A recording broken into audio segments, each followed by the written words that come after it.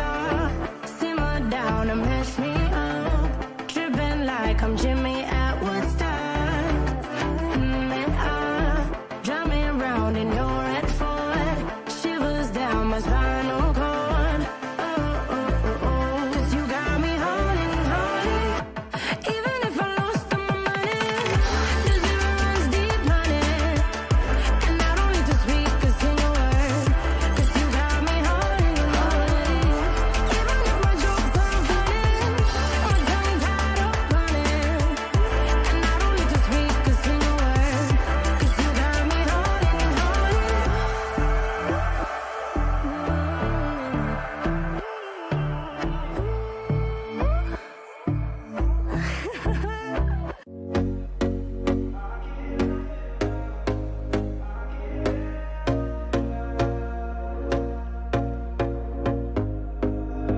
Here we go again. Trying hard, but you wanna be my friend. Ain't no place to hide, ain't no one to run to. Here we go again. Call my bluff, I'ma be here till the end.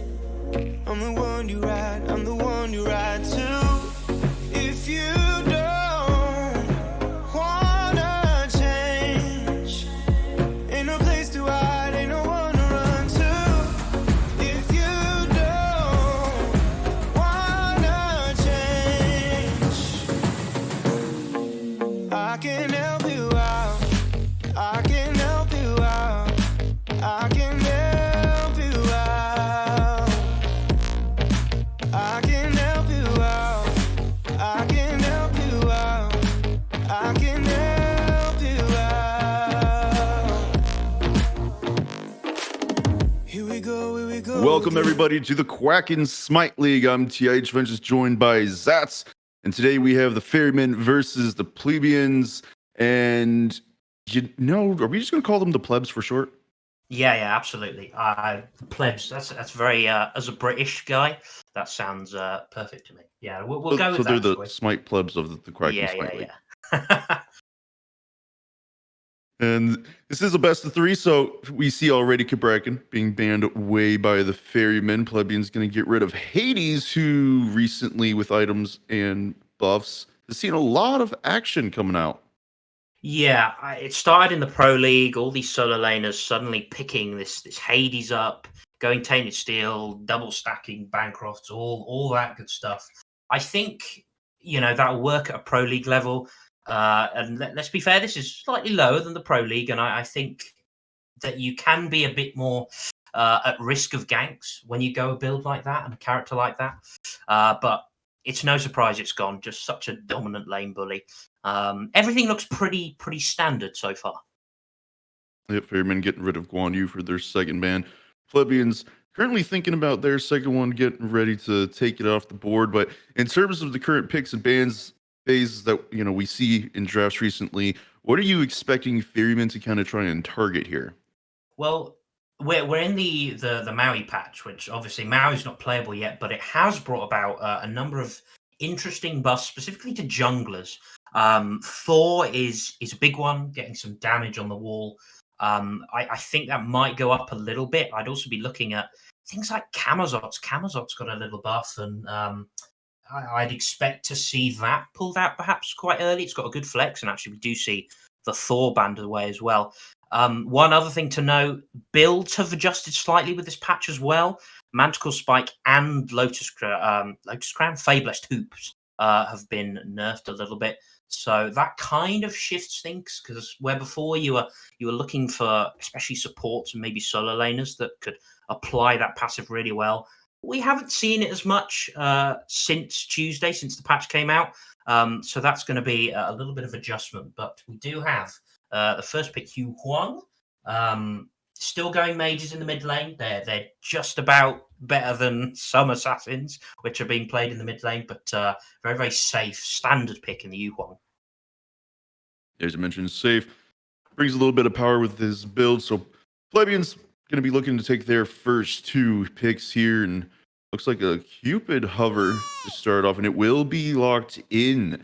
And Cupid, one of those gods known to be able to play both mid and ADC, but more popular in that hunter role. Yeah, I think the thing about Cupid is he's always valuable at every stage of the game, just because of that fields of love. Massive area of effect that really kind of makes this no play zone that you just can't walk in. It cripples as well, and that's always useful, even if you're behind whatever build you're going. That is always valuable. So I'm very much a fan of this picking up nice and early. The Daji as well, fallen off a little bit, and I think can struggle a little bit into the Yu Huang, who has lots of CC immunity, but a very solid top 2 for the Plebians. One of the popular jungles this entire season so far, seeing some play yet again instead of being just banned away as Ferrymen. They're going to pick up the Raven and possibly a Charybdis here.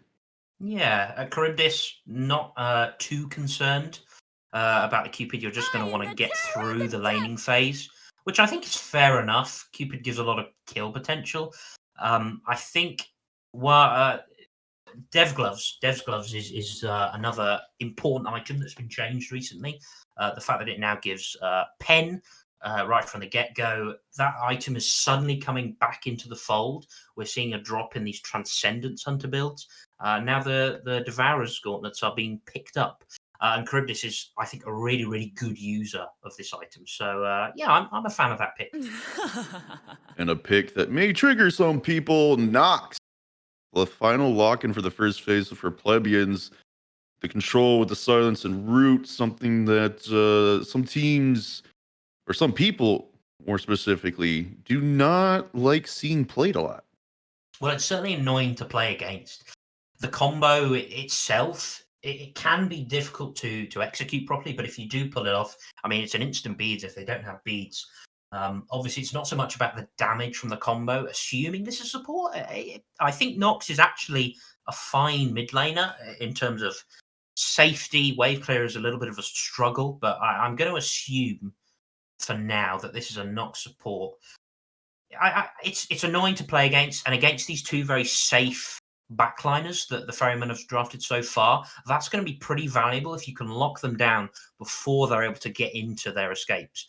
I think that's the idea behind this, and I think it could work if they get. I mean, they already have some good beads burn as well, and someone that can capitalize on that really well in this Daji. So yeah, I'm actually quite a big fan of this. Plebians going to get rid of Atlas and Kepri. Ferrymen, they're going to get rid of Kukulin and the Morgan. So there's not going to be any double gods, and there's not going to be reses coming online either, as it looks like a Nesh going to be the guardian choice for the plebs. Yeah, got a little buffs, and it's now worth saying that everything I was saying about the Nox is clearly incorrect. What a great mid pickup this Nox going to be. Yeah, Ganesh will slot just fine into the support role. It's a lot of annoying CC that the Ferrymen are going to have to deal with so far, and they are hovering this Pele, and that's actually something that can deal fairly well. Obviously, the ult has CC immunity on it. You don't need. You can still auto attack through a silence, so you're not too worried about that. So I quite like this Pele. I'm a little surprised that she's got so far through the draft, but I suppose when you see a Raven on the other side, you're more inclined to get rid of some of those stronger support picks. But really like the Pele. I think it's great into a lot of these picks. Mir going to be their other pickup for this last part of the phase, try and lock down as many as they can with that wall and freeze. And Plebians, they will pick up Osiris as their final pick. So this gives us both teams' drafts. And Zach, before we go ahead and get into game number 1, just on paper, which draft are you liking better so far? I think I prefer the Ferryman's draft. It's a super safe backline that's going to be incredibly difficult to dive. Ymir, I think, will be able to help just enough with that. And then it's going to be all on this Pele and this Raven to be able to dive the Cupid and the Nox. And I think they have a much easier time of it than on the other side, I think.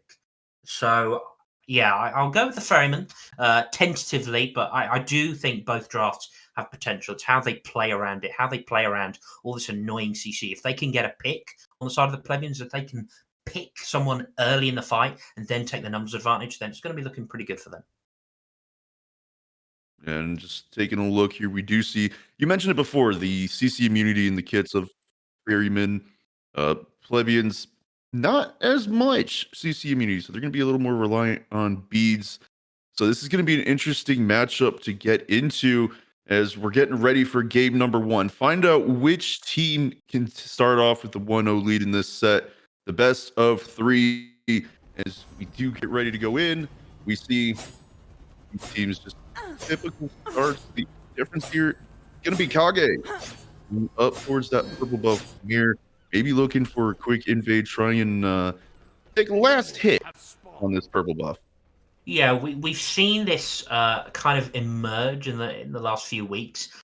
I think that the main idea behind it is obviously the buffs at level 1, the buff ones are much weaker. Ymir has very good base damage, so he can do that. But more importantly, you just give your ADC solo farm. It means they hit level 2 very, very quickly. But the invade is successful, going to leave the minion, but not at all concerned about that. That's worked out really, really well. And I can guarantee you that the Plebians will not fall for that in game number 2. But a successful start for the Ferrymen. And with the ADC being this Charybdis, they have pretty good self-clear as well. So both buffs taken pretty easily. And full wave here for the ADC to get hitting level 2 is going to be Zarth already. And that's a nice little half-level lead that they've got at the current moment that Rushology, there's nothing they can do about it. Yeah, no, I do think this start is really, really powerful. Now you give Charybdis, who perhaps doesn't have such a good early game compared to Cupid, you just give them that little buffer to get through this early laning phase, and it's done them really, really well. This Ymir is still obviously level 1, but again, that's not why you do the invade. You do the invade to get your ADC ever so slightly ahead. And it's paying off as we even see Kage hitting level 2 right before support and Rushology do. So there's still, even though he's essentially on the same farm wave, it's just that slight lead going for the Ferrymen as Zarth's going to be about to hit level 3 here in a moment. And look at this damage coming online against both dual lane members of Plebians. Not something that you're going to be wanting to deal with too much longer. So they may be asking for a pretty early gank from their jungler Batu. Yeah, I think the problem is that Daji really doesn't do a lot until level 5. Pre-level 5 Daji's, again, there's no real CC to talk about. The gank is very reliant on hitting that jump, and does hit it, but there's the immunity, and I think this Raven's going to be just okay. Yeah, once you have that overhead kick online, it's not the easiest to deal with for the enemies. So even though they do manage to get the stun from the tether, it just doesn't matter at the end of the day. Back. Oh my goodness. Batu sticking around too long. Arrow makes a counter rotation. Gets the first blood 2.5 minutes in onto Batu. That's a 500 bonus gold onto the Pele jungler as well. Now, that's a really, really rough look.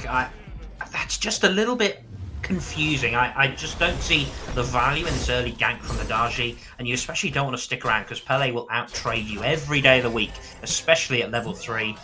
She's just so fast. She has a knock-up, a lot of damage coming out. Daji cannot compete with that, and a little bit of an odd choice there. If I were Batu, I would be staying out of the way of this Pele for quite a while yet. Absolutely, and we see this level for Charybdis just eating away at Ganesh. Great job from Kage just to keep him body blocked for so long. Support just making it to the back of the tier 2 tower before taking any more damage. And look at Bo, level 5. Same with Dragon. The difference though is going to be the junglers. Level difference there between Batu and Arrow. So this means that a mid fight could happen any moment where Dragon is going to have to play pretty far back without Batu being on that same level. Yeah, I mean, it's a difficult fight even if you are level 5. Nox not going to be able to do as much. I mean, if you can hit that combo, then great. You can get an early beads. I think it's worth remembering as we do have 5 here, so Rushology needs to be a little bit careful. The wall's good, but the beads come out, and Rushology they'll take that trade, but it's a big rotation in response. Dragon gonna lead it using the ultimate. Wow. They really want to make sure Kage is the one who goes down already so low, but it just doesn't matter. No one can catch up to him in time.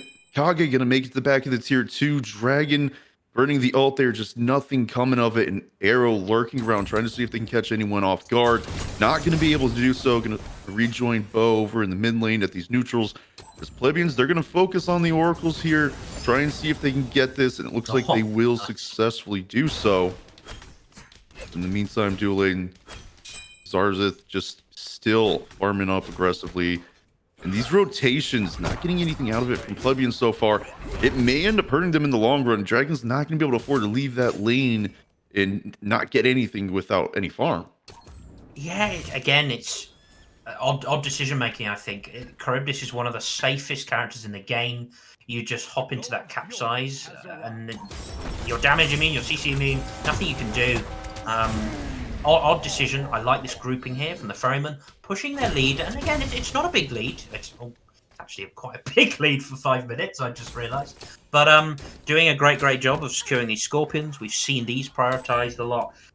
This is what PLE does. She kind of can really run the early game. She farms super well. Her gank potential's great.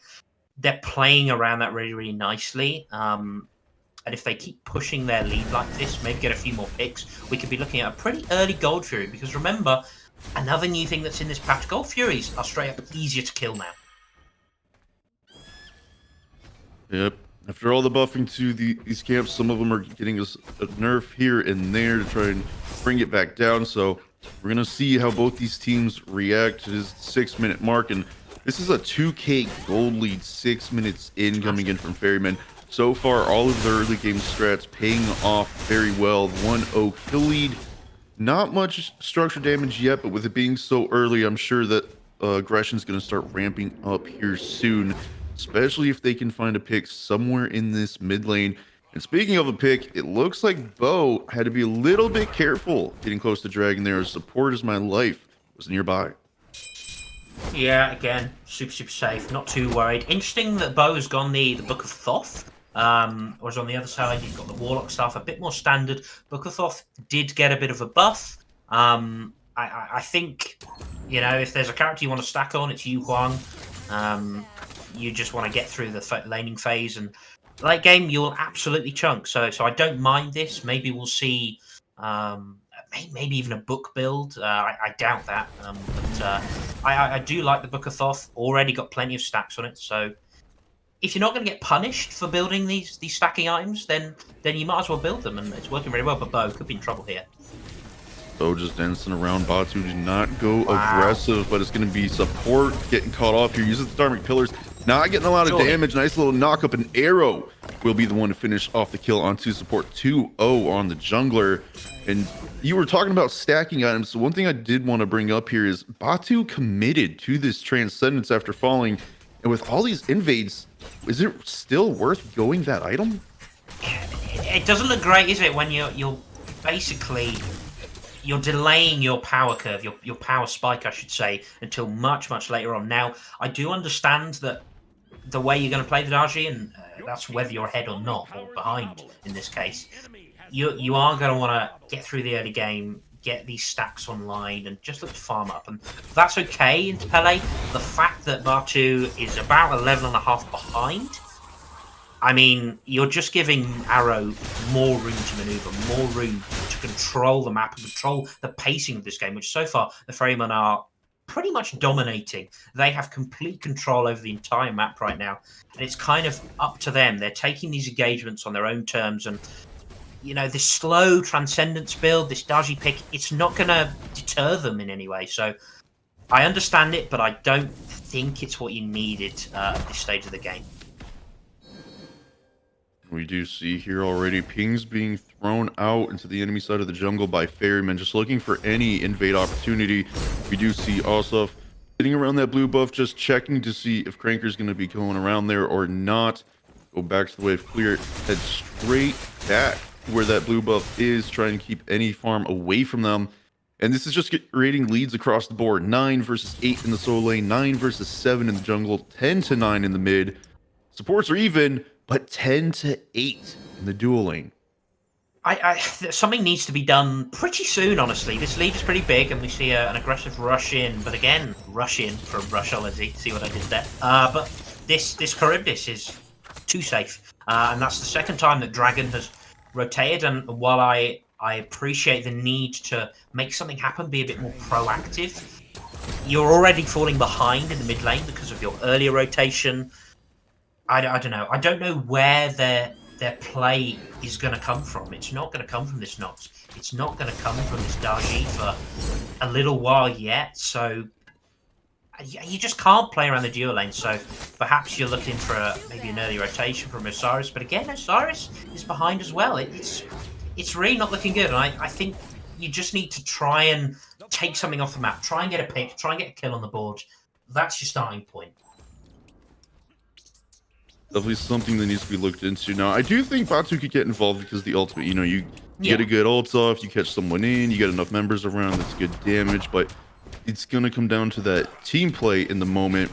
And as you mentioned, with these level differences, not just the level differences, the item differences, when you take a look at everyone's build so far, it's kind of going to end up being that risk. Do you find you can kill someone quick enough before their teammates for Ferrymen reinforce them? And right now, we see these right neutrals being done, which will help catch up a little bit. But overall, Ferrymen, even with this a little lull in the action, it's like they still have map control. Yeah, I think a lot of it now comes down to Dragon. I know we were saying that you can't rotate too early, but this is what we're looking for. Solo lane is here. Gold Fury has been started. This is a great fight for them, even if they don't commit for the Gold Fury. And John Ossoff going aggressive on the back line. Ferrymen secure the Gold Fury right before the Dharmic Pillar. Hello? And Ossoff gets a solo kill into Rushology with members surrounding them. Arrow's going to use the ultimate to go on in. This is going to force the pillar out of Batu, trying to catch anyone that they can.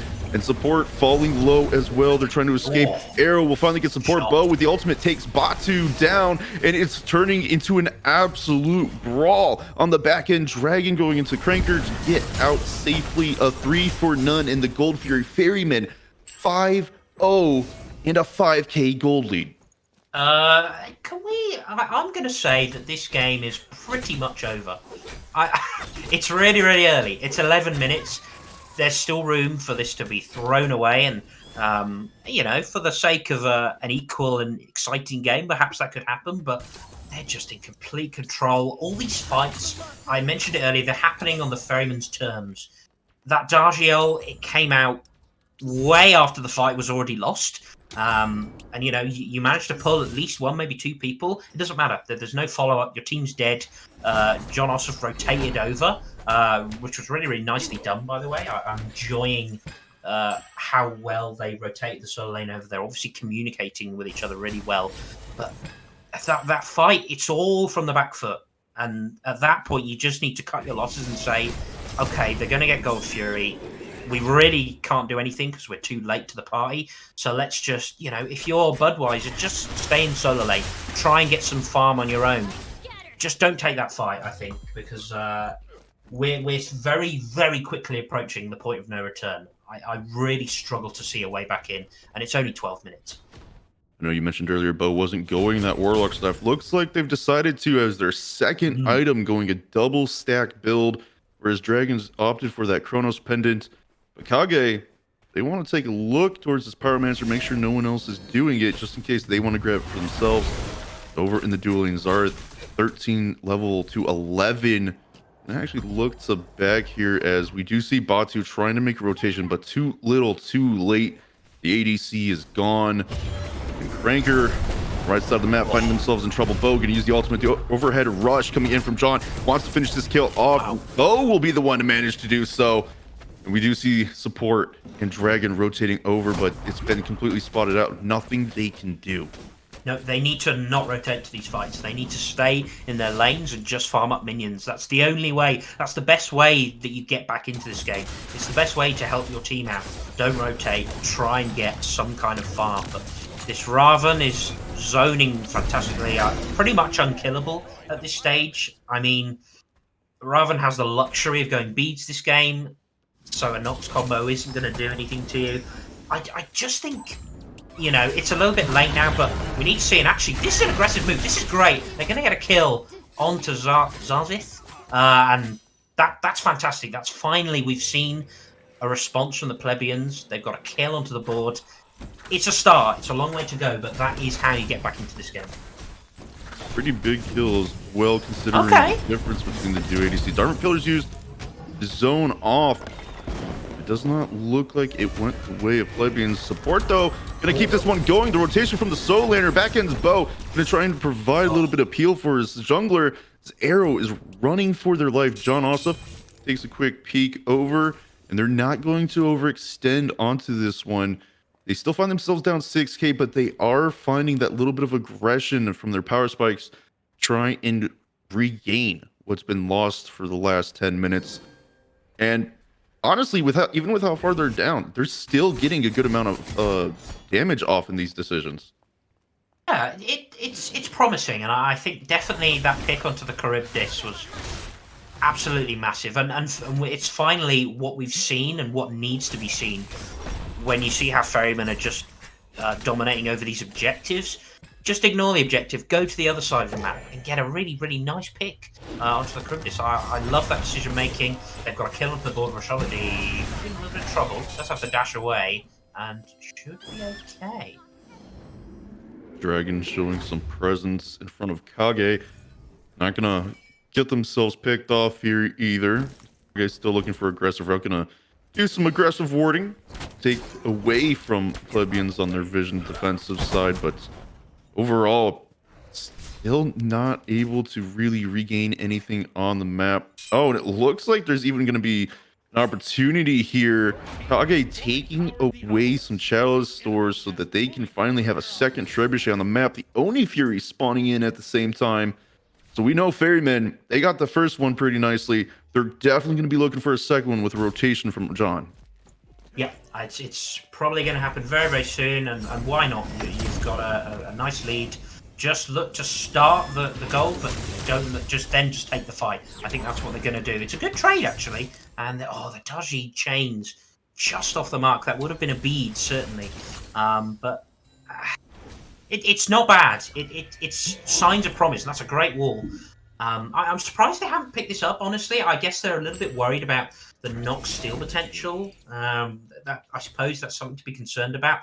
I do want to touch on this Nox. I think when you play a pick like this, you need to not worry about hitting the 2-1 combo. You don't need to worry about, because I know that does maximum damage, but the chances of you hitting it and them not having beads to immune it anyway are pretty damn low. You just need to throw out the root, try and get some CC out so that someone like Batu can jump in and follow up, or maybe you get an easy beads. You need to not fixate on hitting that combo. Just hit the root every now and then, throw it out, try and lock someone down.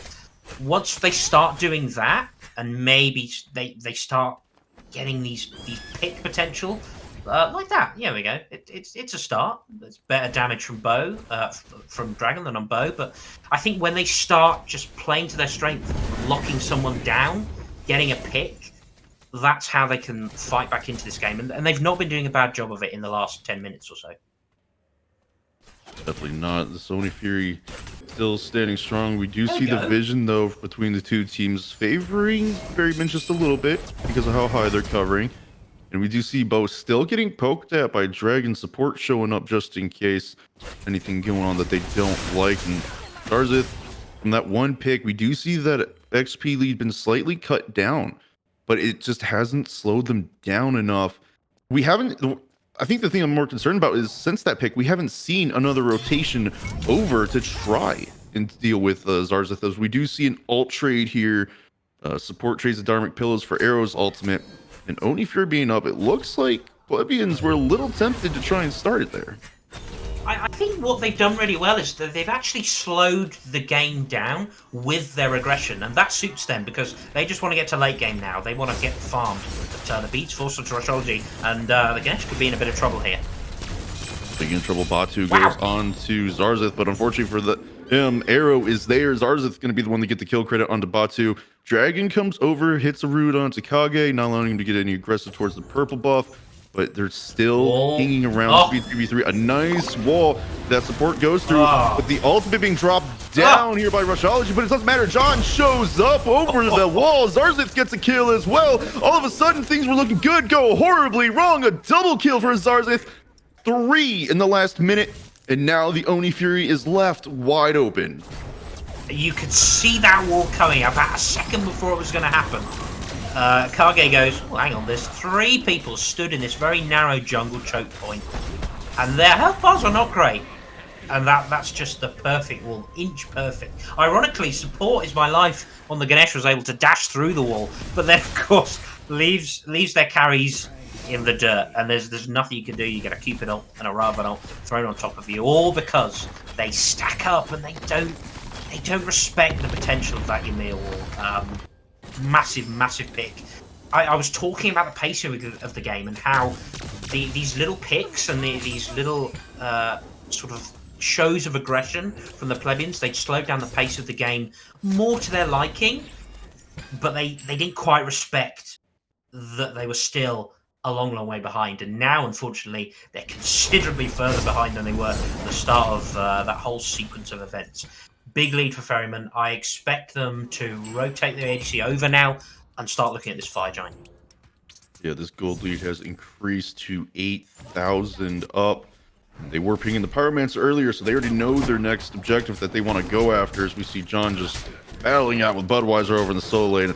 Not sure Budweiser wants to really take this one. This is a 2-level lead difference, and with the rotations that have been getting made by Ferrymen, you never know when someone's going to show up. Already down to over half health. Wow. Arrows showing up now, and with John taking this one up, Budweiser may not survive this one for very long. He will not.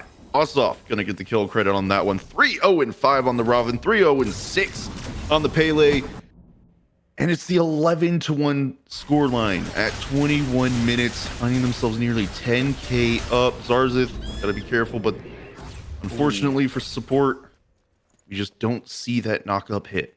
I think in that instance there, Nox just needs to throw out the root. Worry about hitting the root, worry about the silence after. Just that's a little note, a little bit unfortunate on that solo death. This is a good pull, and this is their fight to win. They're going to take it.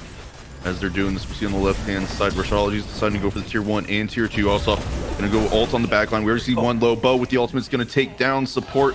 Budweiser still down, coming up in a second here. We'll be able to TP in if there's anything nearby, but it doesn't matter. Ferrymen have already taken out the Fire Giant. Bow going to get a double kill onto Dragon.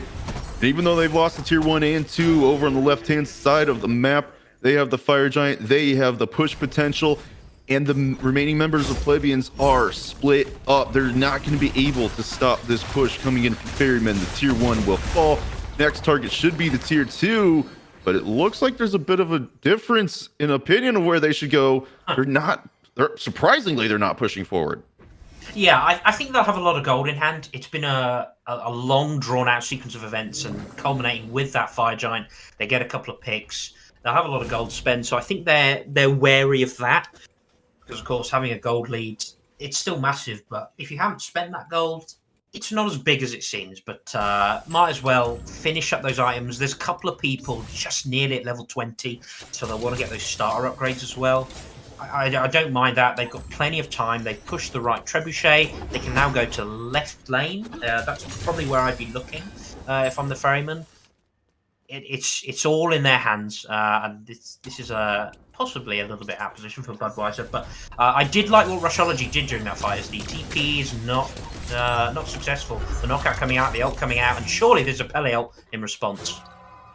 The ult did come out, but does not give the reach Arrow was hoping for, so that ultimate's going to be gone in exchange for Budweiser's ult. One thing to note, there are 4 level 20s on the side of the Ferryman. The only one that's not is going to be their support, who's level 15. But the Plebians, the closest they have is their level 19 Hunter, who unfortunately sitting at 0-2-1 was only able to split push for tier 1 and tier 2. We do see the jungler Batu doing it this time around, going to take the tier 1 in mid. Possibly try for a tier 2 here, but this is a Phoenix Siege. Isn't that much worth of a trade, especially if you lose your team here. So hopefully Batu's sending back. He is now. And look at this, Ferrymen being just held out, but it doesn't matter because they have the trebuchet. It can push forward. It's free damage onto this Phoenix if Plebians don't do anything about it. And I'm not really sure what they're going to do. The oboe from Rashology is doing work. Actually, they are going to successfully repel that. I'm a little bit surprised, but yeah, the oboe was and the Cupid was generally doing a good job of clearing. Nox is still a threat. Whether you hit that or not, you still have to juke it. They were just a little bit concerned, and I think they could have been a bit more aggressive and played towards that trebuchet. It's a good look, but now they may be stepping up a little bit too far. Trying to defend this tier 2. The tier 2 looks like it's gonna go down. Not much Plebians can do about it. We did see Arrow take quite a bit of damage, have to back off. The ult coming in from Dragon. Shredding protections, but it doesn't matter. Ferrymen have decided it's time to back off again. Looking for the last structure that they need to take down on the side of Plebians. Just that one tier 2 on the left-hand side. Gold Fury is up. They want to take that to try and increase their lead, but they're already sitting 13k ahead. Yeah. It's an interesting one that they were able to defend that, but I think there's a couple of factors in that. First of all, I mentioned about the level. You said the level 20s. They need to get starters online. Both Arrow and John Ossoff and Kage did not have their starters upgraded. They had not backed before that Phoenix push, and I think that's a little bit of an oversight. That having those stars online, and we do see now the Heroes Axe online, that would have helped a little bit. It's also worth pointing out that it's just difficult to fight into this Ganesh when he has that Emperor's Armor online. I wanted to talk about build a little bit. We've got an amulet online now, the Emperor's Armor. That makes it really, really difficult as well. That Phoenix was swinging for a lot more than it would normally. So those are two important factors, and I think a lot of that is on the Ferrymen. They need to recognise that they had a window to back and then go to that Phoenix with Fire Giant, but with the way the Trebuchet was pushing, they felt they had to go for it then and there. Have they wasted their Fire Giant? No. Could they have broken the base? Probably, but they're still in control. It's just they've stalled it out a little bit longer. And again, that's just what the Plebians want. They want this game to go on longer and longer and longer. And the fact that they're still in this game at 26 minutes, honestly, is really surprising to me. Can be, but at 26 minutes, there's still a Fire Giant coming up soon. Ferrymen are waiting on that to come down. Plebians are gonna have to be careful about getting too far away from each other, as seeing how their split up Batu was over in the solo lane, support stepping up a little further. But now that they've regrouped, the only thing they can't do is go down a single hall, because Emir will do Emir things with that wall. Yeah, and they've got to recognise that. They're not going to fall for that that 3-man Ymir wall, which we saw earlier. They're going to be very, very wary. Batu going to take positioning to the left of the fight. Just look to try and get a pick onto the back line. I think the key is blink in, hit someone with a 1 and just go up into the ult, try and get some beats. But support life. Support is my life. Under a little bit of pressure here. That's a lot of poke taken, and this is now the window for the Ferrymen to start this Fire Giant, because they've poked out that Ganesh. And that's exactly what they're going to do. Zarza's going to be the one to start it up. The rest of them going to be using it as bait to try and force some things. We do see Dragon's ult goes out, only connects onto Kage, but this Fire Giant's already over halfway done. So Plebians decide, nope, get on out. It's not worth losing anyone in exchange for this. He's not enhanced yet. Exactly. They're going to back on off, worry about defending their Phoenixes and possibly last tier 2. And that's the correct decision. I firmly believe that. You had a little bit of go with the Nox ult, but the fact that Ganesh got poked out early in that fight, you're just like, nope, we're not going to contest this. It's not enhanced, and that's key. It's not enhanced. Oh, Batu could be in a lot of trouble here. It could get caught out, but might have the blink. There we go. Nice job. Just enough room to get around that wall and blink out in time. All members of Plebians have come over to the tier 2 tower. Ferrymen no longer have a free look at this. They do have the advantage, though, having this Fire Giant online, but as the game goes on, like you mentioned before, they are finding level 20s on the side of Plebians. It's not going to be that easy to keep on going. Support taking a lot of damage, though. Bo's going to be the one to take him out of the picture. Kage taking quite a bit of poke with that Fire Giant regen on him. Not going to be hard to deal with. We do see that they are surging for the tier 2 will fall with that 1 player difference. And Ossoff going to lead the charge with the ultimate, try and find a pick. Rashology is the target. Bo with the ultimate will be the one to take them out of the picture. Batu, pull, brings in Arrow. He's not looking too hot. No. Trying to do everything they can. Arrow somehow still alive, finally goes down, but Kage trades Dragon out. And the Phoenix will finally fall. Mid Phoenix going to be the next go-to. There's only 2 members left to defend against 4. Batu and Cranker are going to try something here, but instead of going for the Phoenix, Ferrymen, recognizing the advantage, have worked their way into the Titan room. They're looking at Batu, forced to use their beads.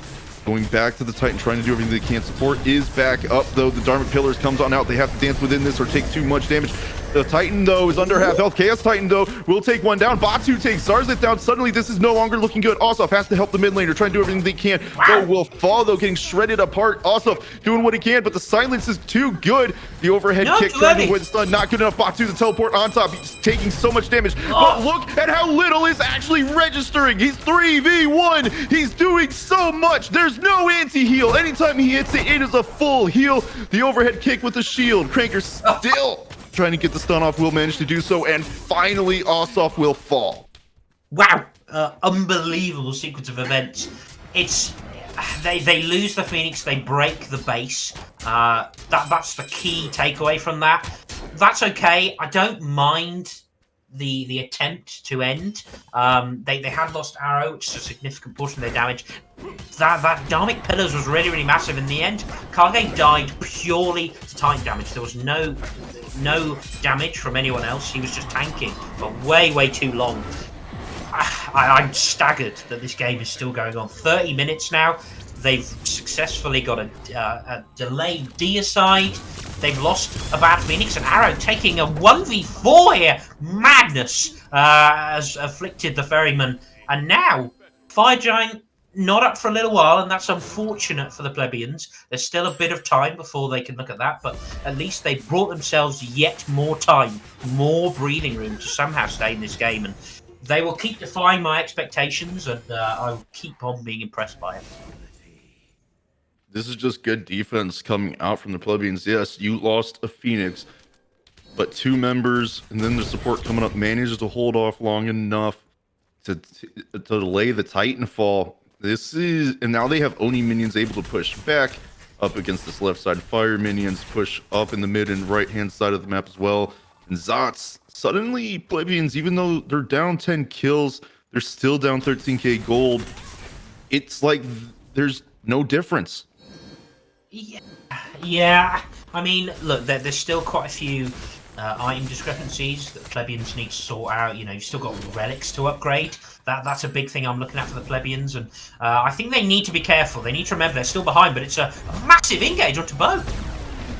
Bo needs to get out of this one, trying the pillars with the tether is too good. Batu will take him down. Ossoff now caught on the back end. It's all surrounded. Kage trying to help out, but they're taking too much damage. The ult from Dragon helps shred off the protections. Cranker's going to be the one to take Ossoff out. Suddenly, Ferrymen are the ones on the back end. They were aggressive for so long. Now on the heels, the tier 2 and mid is the target. It's going to go down. It's a 3 versus 5 for a mid Phoenix siege. They're going on in. Plebians are saying, no, you don't. Batu on the back end. Walks to get Zarzeth out, just manages to get underground in time. But Arrow having to be careful as well. The mid Phoenix will fall, and Plebians decide that's enough. Let's get out. Yeah, they've got 5 minions to defend their Titan, but left Phoenix is coming back up. Unbelievable. They've broken the base themselves. They've taken the mid Phoenix. Their left Phoenix is gonna come back up here. They've got 2 more fire waves to repel. Then their Titan's gonna be healed up fully. Fire Giant is up. They have great vision around Fire Giant because they were so aggressive in that fight. They were able to get that positioning. And now that side of the map is kind of in their control. Once they take down the fire waves, this trebuchet, I don't want to say it's an even game because they shouldn't be winning these fights. But the more they keep doing it, the more their items and their builds get online. I just don't. I can't explain what's happened. None of these fights should be happening the way they are. And yet the Plebians just keep... They're not even getting all the kills. They look so much more confident. And I don't normally look at these sort of on an emotional scale, but it feels like they've got all the momentum, they've got all the confidence now, and they're playing around it really well. We say that, but now support caught out. It uses Dharmic Pillars, which looks good because Batu goes in the backline, finds Bo. It's the support for the mid laner. Goes up into the ult, pulls one down, but unfortunately not in a good spot himself. Trying to get away. Arrow will take out Rashology. Zarzeth will get a double kill onto Batu. And suddenly, all that good the Plebians were doing before in these defenses has been turned around. It's a 3-for-1. The enhanced fire giant is being done by the Ferrymen. It's not going too fast though, because Dragon and Budweiser both still around. They don't want to give this up for free, but there goes Budweiser with the ultimate onto the back end. Up comes Zarzeth though. They're still looking for that damage. The wall just off the mark. Cranker able to make it go around, and they're still with Ostaf leading the charge. A nice freeze, but Zarzeth really wants to get this fire giant done and out of the way for that power and health boost. But Cranker says, I'm still here. This is getting extremely risky. They've won so much up to this point. You don't want to just over-engage the fire giant. Budweiser finally going to fall to arrow. Dragon's been spotted off by Ostaf, and the Pyromancer will now become the target. Okay, I don't mind that. Budweiser does a really great job. Dragon gonna fall here, and not gonna be able to achieve much with this. That's a little bit of a shame, because I think Budweiser did such a good job, and Kage not quite falling. But Osiris did absolute work there. Does have the Kins online, so is still very much a threat, whilst being incredibly tanky. And it doesn't help that you've got Fire Giants slapping you in the face as well. You know, when you play into that, it essentially becomes a 5v6, because you're suddenly up against the Fire Giant as well, and that kind of didn't do them any favours there. Again, it was a bit of a confidence killer when Ganesh got picked early on in that fight, and that gave them the window. But again, somehow, I just don't know how they're doing it, they keep fighting back. I think what they need to do, they need to all 5-man jump onto someone and just kill them if you're the Ferryman. But now, they've got the Fire Giant, they've got the enhanced FG, and there could be a couple of members of the Plebians caught out here if they're not careful. Kind of surprised to see, after Dragon and Cranker did all that work to try and stall the Fire Giant, the 3 members didn't go in at all there. But the difference this time, it was a full 5-man around the enhanced. So Plebians decide they want to back off, just play together at these Phoenixes. They've stopped them from ending the game before already. They're confident they can do it again. And they're confident enough that they believe they can defend these Phoenixes. Wow. We do see, in the meantime, Ostaf's defending the middle Phoenix from falling down again, because, you know, Fireman is still here. They're still pouring in, and he will manage to save that for now, as we do have another wave coming up. The bow in the mid lane, the wave was going to fall pretty quick. I kind of understand the need, that they don't want to push there. They have to defend that mid Phoenix. They send, I think, Arrow back to defend it, so they're always going to keep that Phoenix up. That's always going to be your priority. They've still got a lot of time on this EFG. It should make the next Phoenix push very easy, and I'm sure they'll be fine at pushing this. But we've seen that Phoenix defense work before. That Emperor's armor, I'm going to mention it again. It's going to be pretty big again, but now you've got EFG. I think you should be very wary for the Plebians. Don't feel that you have to all in just to save this Phoenix. I think take your time, be patient, and look for when the Ferrymen maybe get caught out a little bit, possibly like this. I was about to say, speaking of getting caught out, Kage all the way up away from their team. This is and it. Batu going to go into the ultimate now as well. Also going to ult the backline, try and create a little bit of chaos and split up the Plebians. Batu goes down, but the wrong direction, find himself lower than half health, and will get taken down by Zarzeth. Cranker now caught on the front line, falling very low here as well. Zarzeth will get a double kill, and this only leaves 3 members left alive to defend. The Phoenix will go down. Zarzeth is going to get rooted by Dragon, but the wall, the freeze, in comes the Hunter, trying to find more, won't be able to do so. But this time, they're going for the mid Phoenix instead of risking the punishment from the first time they tried to end. But that mid Phoenix falls more than quick enough. Ostaf going to take the aggressive rotation to this right Phoenix. Not going to get caught out. A nice overhead kick on the timing. Support, though, will be getting caught out in an awkward situation. The silence not good enough. Bo will take them out of the picture, and this right-hand Phoenix will fall. The last 2 members alive. 20 seconds till someone else is up, and they got to fall back quick. No ultimates up for either of these two. They're relying on hitting their abilities consistently to be able to stall this end. Kage's going to pull the Titan. Arrow is going to follow in behind. The ultimate's going to be used as well. Bo gets Rashology out in a couple of hits. Kage will fall to Dragon, but it's now a 4v2, and it doesn't matter. The Titan falls. Game 1 in 39 minutes. unbelievable. 39 minutes? That's Yeah. ridiculous. You look at the first 10, 15 minutes, I think I said this game's over. This game's going to be done soon. Again, unbelievable that they're able to stay in the game for so long.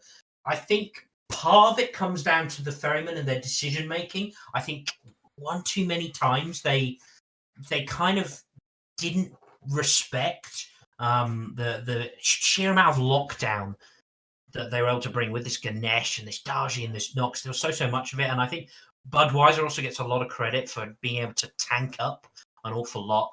I think once you clean that up a bit, especially around Fire Giant, what do you choose to prioritize? Do you choose to all in on the Fire Giant? Do you choose to completely drop it, having bait someone in and then take the fight? I think they need to do that a little bit more. If they can just be a little bit more disciplined on that, then that game is over much, much quicker. But you can't take away from what the Plebians were able to do. They were smart about their defenses for the most part. I think, Ganesh just got caught out a little bit too many times, but the Dharmic Pillars were good. I'm going to talk about the Emperor's Armor. It was really, really impactful once again. They played around that really, really nicely, and I think a few adjustments maybe to comp and maybe to how they played that early game. Just don't worry about rotating so much. Just focus on your farm, especially in that mid lane. Just do that. Get through the early game, come out into that sort of 20, 25 minute mark closer to even, and suddenly you can absolutely take this to 3 games. Definitely could. And before we go ahead and get to game number 2, we're going to go ahead and take a quick break, get things set up. So don't go too far. We'll be right back to bring you game number 2, Ferrymen versus Plebians.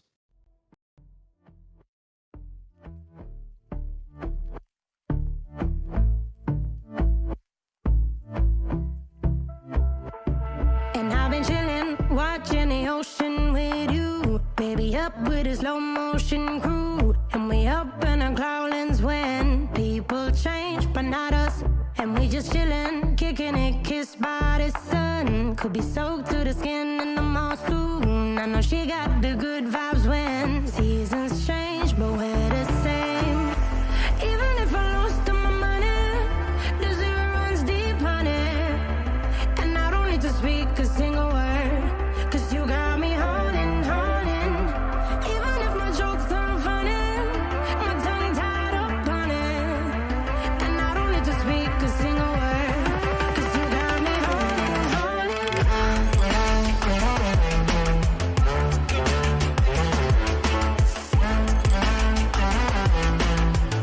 Cause you got me holding.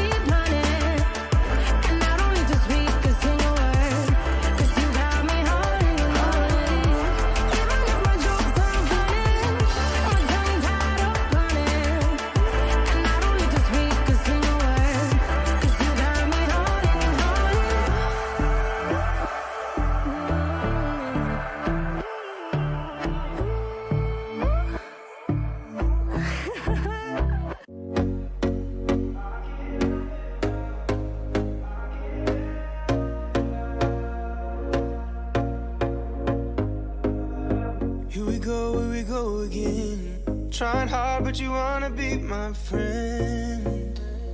Ain't no place to hide, ain't no one to run to. Here we go again. Call my bluff, I'ma be here till the end. I'm the one you ride, I'm the one you ride to.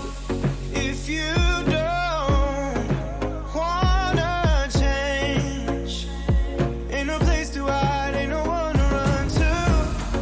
If you don't wanna change, I can help you out, I can help you out, I can help you out, I can help you out, I can help you out, I can help you out. Here we go again. Time is up and I'm calling up my friends. Ain't no wonder why, ain't no one to ride to. Here we go again. Call me up and you wanna be my friend. I'm the one you ride, I'm the one you ride to. If you don't wanna change, ain't no place to hide.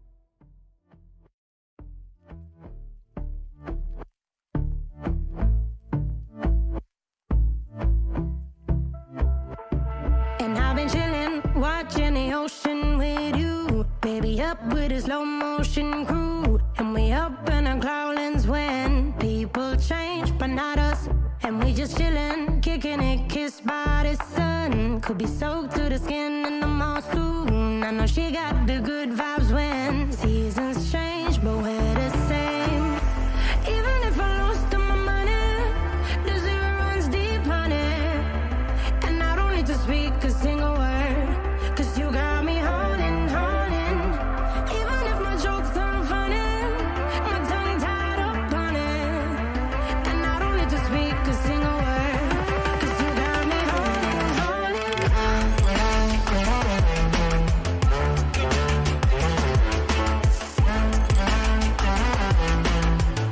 'Cause you got me holding, holding.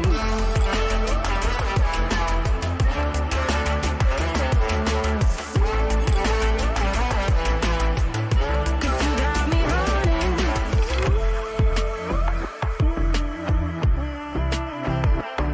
And I'll be running, possessed by a low, low voodoo. Fired up like a wolf on a full moon. And we're stuck in a la la land. The tides will turn without us. And I'll be killing time like I might be a cartoon. Take it in real life like haiku. I know we got the good vibes when pieces fall right into place. Even if I lost all my money, the zero runs deep, honey. And I don't need to speak a single word, 'cause you got me holding, holding. Even if my jokes aren't funny, my tongue tied up on it. And I don't need to speak a single word, 'cause you got me holding, holding.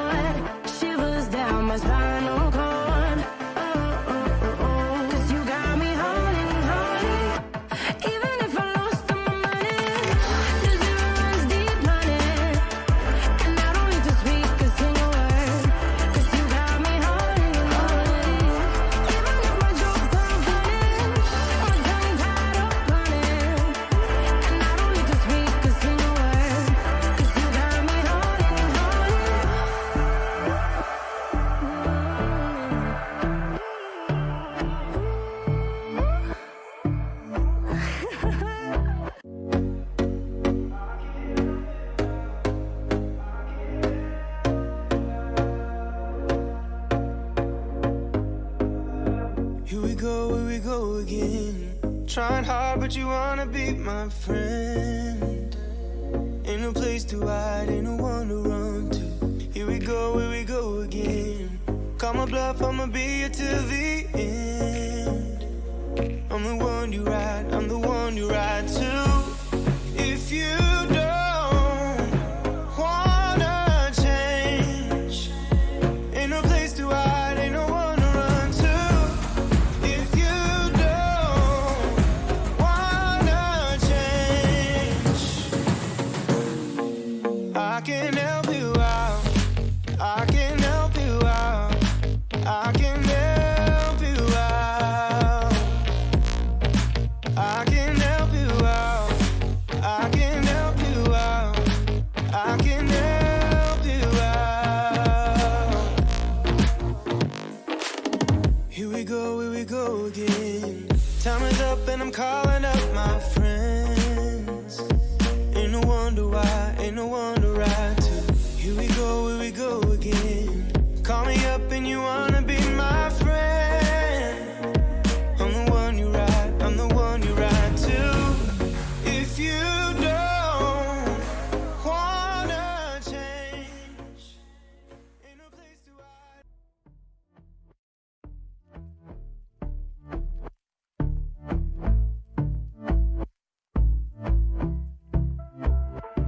And I've been chillin', watching the ocean with you. Baby up with a slow motion crew. And we up in our cloudlands when people change, but not us. And we just chillin', kicking it, kissed by the sun. Could be soaked to the skin in the monsoon. I know she got the good vibes when seasons change, but we're the same. Even if I lost all my money, the zero runs deep, honey. And I don't need to speak a single word, 'cause you got me holding, holding. Even if my jokes aren't funny, my tongue tied up on it. And I don't need to speak a single word, 'cause you got me holding, holding.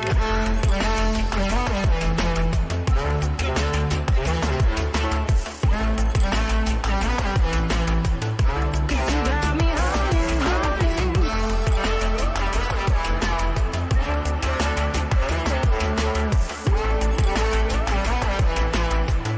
'Cause you got me holding.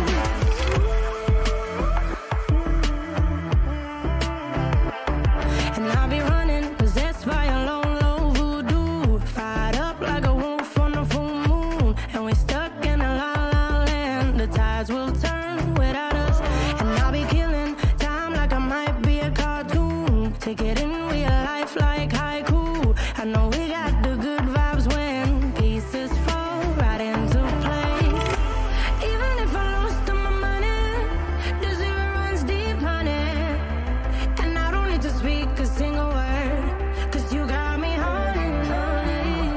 Even if my jokes aren't funny, my tongue tied up on it. And I don't need to speak a single word, 'cause you got me holding, holding.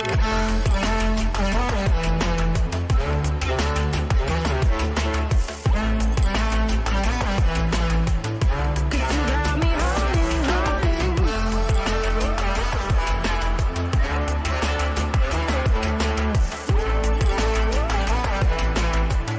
'Cause you got me holding. Play me like a bass guitar. Simmer down and mess me up. Tripping like I'm Jimmy at Woodstock. Drive me around in your red Ford. Shivers down my spinal cord. Oh. 'Cause you got me holding, holding. Even if I lost all my money, the zero runs deep, honey. And I don't need to speak a single word, 'cause you got me holding, holding. Even if my jokes aren't funny, my tongue tied up on it. And I don't need to speak a single word. Welcome back, everybody, to the Kraken Smite League. Vengeance here, joined by Zotz for game number 2, Ferrymen versus Plebians. And Zotz, game 1 looked like it was Ferrymen's to take for the longest time, but Plebians did a good job coming back and bringing us up to a near 40-minute game. Yeah, it was crazy. It looked like the Ferryman's game to take for about 40 minutes of those 40. again, I think it is extraordinary that they stayed in the game. Some adjustments, I think, will be necessary. It looks like the Plebians have got a second pick again, which is fair enough. And I do think we'll see some adjustment. I think possibly this Ymir will be prioritized a little bit more. And then maybe we see something a bit different in the jungle, maybe something with a bit more early game initiative. I'd quite like to see something like that. But I mentioned at the end of last game that there was potential, I think, if they sorted some things out. And I could see this going to 3 games. Definitely going to have to see. But for now, a couple of bans that were the same as last game, Neja and Hades both being taken off the board. Waiting to see what the Plebians are looking to ban away here. And it is going to be Yamoja again. Yep. Always a good character, I think.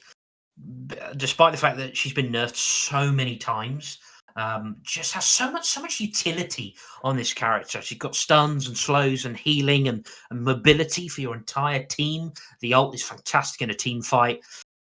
And also builds Fabulous Hoops really, really well. Obviously got a little bit of a nerf. It's 100 gold more expensive. But I think she builds that very, very well. And that item has kind of been defining the meta over the last few weeks. Maybe slightly less so now that it's been nerfed, but a super, super strong pick. And taking a look here, we are going to see Daji banned away by Plebians this time. Not going to risk Ferrymen being the ones to pick it up, and they will pick up Guan Yu first. Okay. Well, we were talking about the Fabulous Hoops. There's the other premier builder of this item. Great in the solo lane. I believe can be flexing the support, even though we don't really see it. Again, Hoops great on this character. It's that instant burst healing that can hit all your teammates. It means you suddenly get 4 health shields dropped onto the ground. It's really, really powerful. Good in lane, dominant late game. I just think the amount of damage that this character does as well, alongside with the healing out of combat, just a crazy pick. Was obviously banned last game, and the Plebians this time chose to ban the Daji, perhaps not wanting to take it for themselves, which is fair enough, and that leaves open this Guan Yu. But there's a good response as well from the Ferrymen. And they're going to pick up the Yu Huang and the Khepri, which was banned away last game. So this just gave their mid laner that extra bit of safety that they already had in game number 1, which Bo did a fantastic job surviving for so long in the game. Did take a couple spills, but overall positioning and usage of that immunity was outstanding. So this Khepri just going to enable him to do a little bit more. Yeah, I do like the Khepri. I think I still would have preferred to see the Ymir pick over the Khepri. I think Khepri is possibly overvalued. It depends if we see him used in the right way. And I think the right way with Khepri is to be aggressive early on. And then you want to use that ultimate offensively. You want to use it in tandem with a really dive-heavy solo lane or jungler, someone like the Pele. I think that's the best usage of Khepri ult.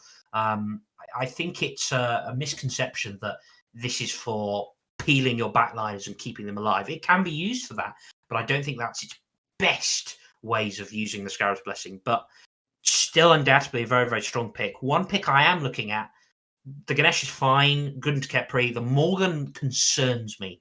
I think it's very, very early on. I know she got buffed, but I just think this character, especially into 2 ranged routes, that's concern for me because this character does not have a jump to get away from them. This is interesting so far. An Ishtar being brought out by the Ferrymen after that performance in game 1 on the Charybdis. Ishtar is going to come out, and it's interesting seeing her finally get some play here. I haven't, in the games I've casted since she's been available, haven't really seen her a whole lot. So this is going to be a little bit exciting to get to watch, and especially with Khepri backing her up in that duo lane. I'm interested to see how the Ferrymen play the first few minutes of the game.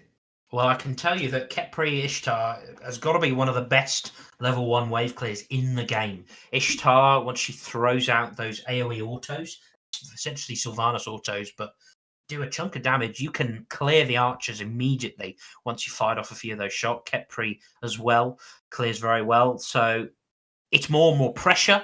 I like the switch up from the Charybdis. I think after game one, maybe you're feeling yourself a bit. Go this slightly more offensive pick where you can maybe have a bit more kill potential. And I think that's a good look for the Ferrymen.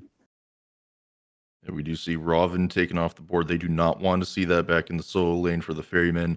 Cupid and Thanatos, though, both going to be banned away here. Plebians going to have to take a couple different options as Odin will be their final ban. Yeah, I think Odin's fine. I understand it into Guan Yu. Obviously, Morgan as well has a problem with it.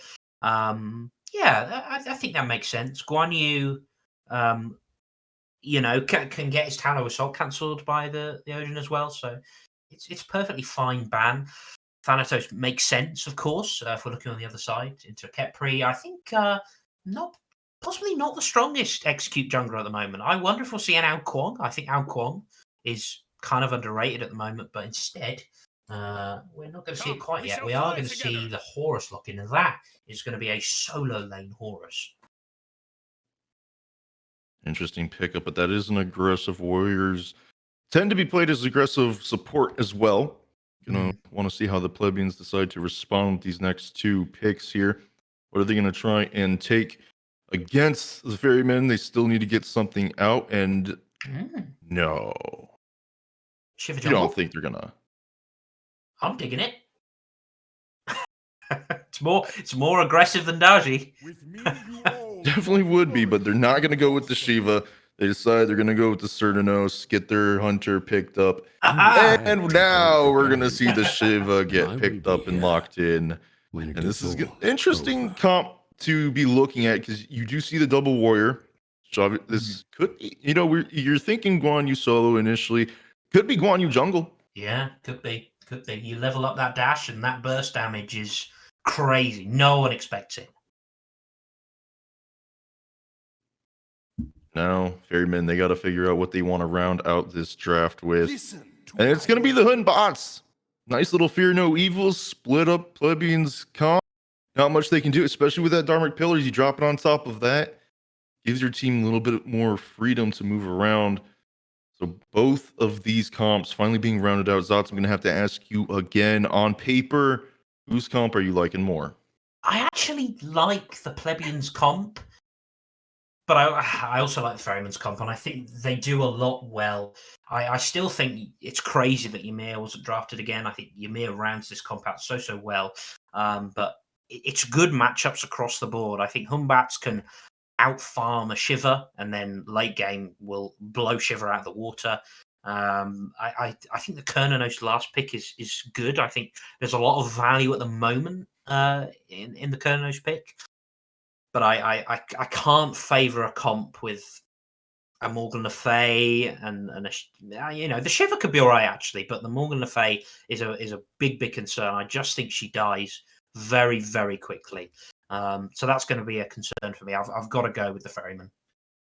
All right, well, we're going to go ahead and get into game number 2. Can Ferrymen close this out in a 2-0 fashion, or are Plebians going to take us to game number? Okay. And this time around, it's going to be Plebians getting a little bit aggressive, getting a little bit of vision near that red buff of Ferrymen's. Want to make sure that they have opportunity to see where they're at, where they're going. And this time they've even put a defensive ward at that purple buff, but with this being a Capri, I don't see Kage going that far out. Yeah, I do think there's some merit in just going for it anyway. Perhaps you draw over the support or something. Even if it doesn't work, you at least give Zarzith free farm and you get them to level 2 very, very quickly. We saw it last game how effective it was, and it affected the entire laning phase. Zarzith was almost always a level and a half up, pretty much because of that start. It is the Guan Yu jungle. It's not where I'd prefer it personally. Is going to have to go the Transcendence again in jungle. We talked a little bit about the pros and cons of that item in the jungle last game. I do think it's necessary on Guan Yu, who without that blue buff is so mana hungry, but don't underestimate the sheer burst damage when you level that dash that King Batu is going to be able to do. But yeah, lots to keep an eye on here. We already see the pressure on the left-hand side of the map. It's going to for the Ferrymen, both of them hitting level 2. Their wave virtually untouched, the front minions being the only ones really taking much damage up until this point. So they will finally clear that first wave, but unfortunately, with Zarzith and Kage able to put so much pressure on, it's going to be hard for them to really fight back at this. And look at the positioning from Kage. Goes aggressive, gets a pull. In goes Zarzith with the dash, the leap back for some more damage. And Rushology having to dash away, leaving open this first initial neutral camp over there for Zarzith and Kage. They're going to find that farm one way or the other. They don't care if they can't do the same strat as last game. They will force it out of the play, just poking you out. So Plebians dueling, needing to be a little bit more careful, but Osoff playing very aggressive into this matchup on the horse, even with less health so far. Doesn't care if the wave's there, just wants to do everything he can. Yeah, and as we see another pull, and you know, the clear on this Ishtar is crazy good, and it's given them so much pressure. I do think this solo lane matchup it's interesting that they've chosen to put these gods in those roles. I suspect you look at the Horus and you think, well, I'm never going to get to Taolu Assault if I'm laning against a Horus. So maybe that's what drove that decision to switch things up and put Shiva in the solo lane. I think Shiva in solo is fine. I think he has potential, but again, there's more aggression. The jolt comes out from Zarzith.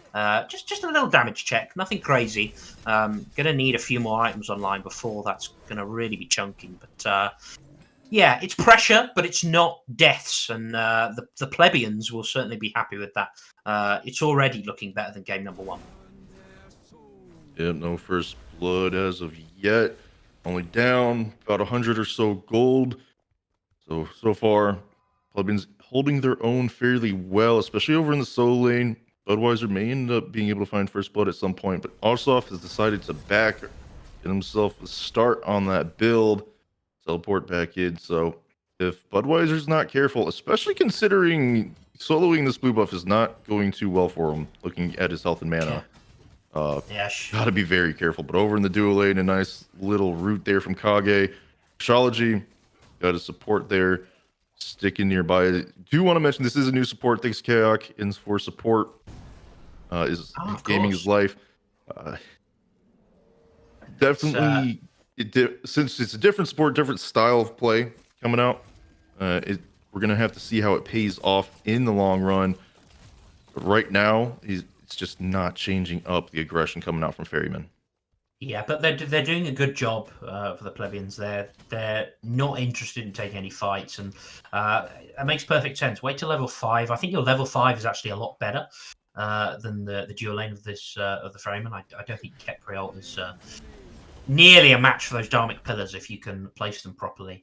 But that's fine. Just chill out, not get too crazy. I do think the Ferrymen are fairly happy to farm with the picks that they have. They're very, very willing to take this to late game. Whereas I think if you look on the other side, the Guan Yu especially, that's going to fall off late game, I'd have thought. I wonder if Batu will transition to more of a hybrid build come late game if we get that far. But, you know, needs to get that Transcendence online. And that's the result of a very slow start to the game. But Batu is here, actually, despite everything that I'm saying. And there was a gank attempt made, but not successful. Trying to find Kage in a bad spot, take him down, unable to do so. Instead, you're going to have to settle for the neutral camp near the lane. Sosoff finding himself level 6 up against Budweiser, just taking advantage, positioning with the wave, get that little bit of farms. Dragon trying to get these neutral harpies on the left side, but Bo's showing up. Going to keep them from doing that. And look at that. Looks like they're going to actually split that camp. Taking one or both of the smaller harpies, the big one going the way of Dragon. Yeah, I think Batu can step up a little bit there and just start Taolu assaulting, just start spinning at Bo and force them away, and you know, just let Dragon secure that buff as Arrow does successfully secure that blue buff. There's a big rotation in response. The cavalry charges out. There's a blink. Blink for Alt Arrow, wanting to make sure they can get out of there safely.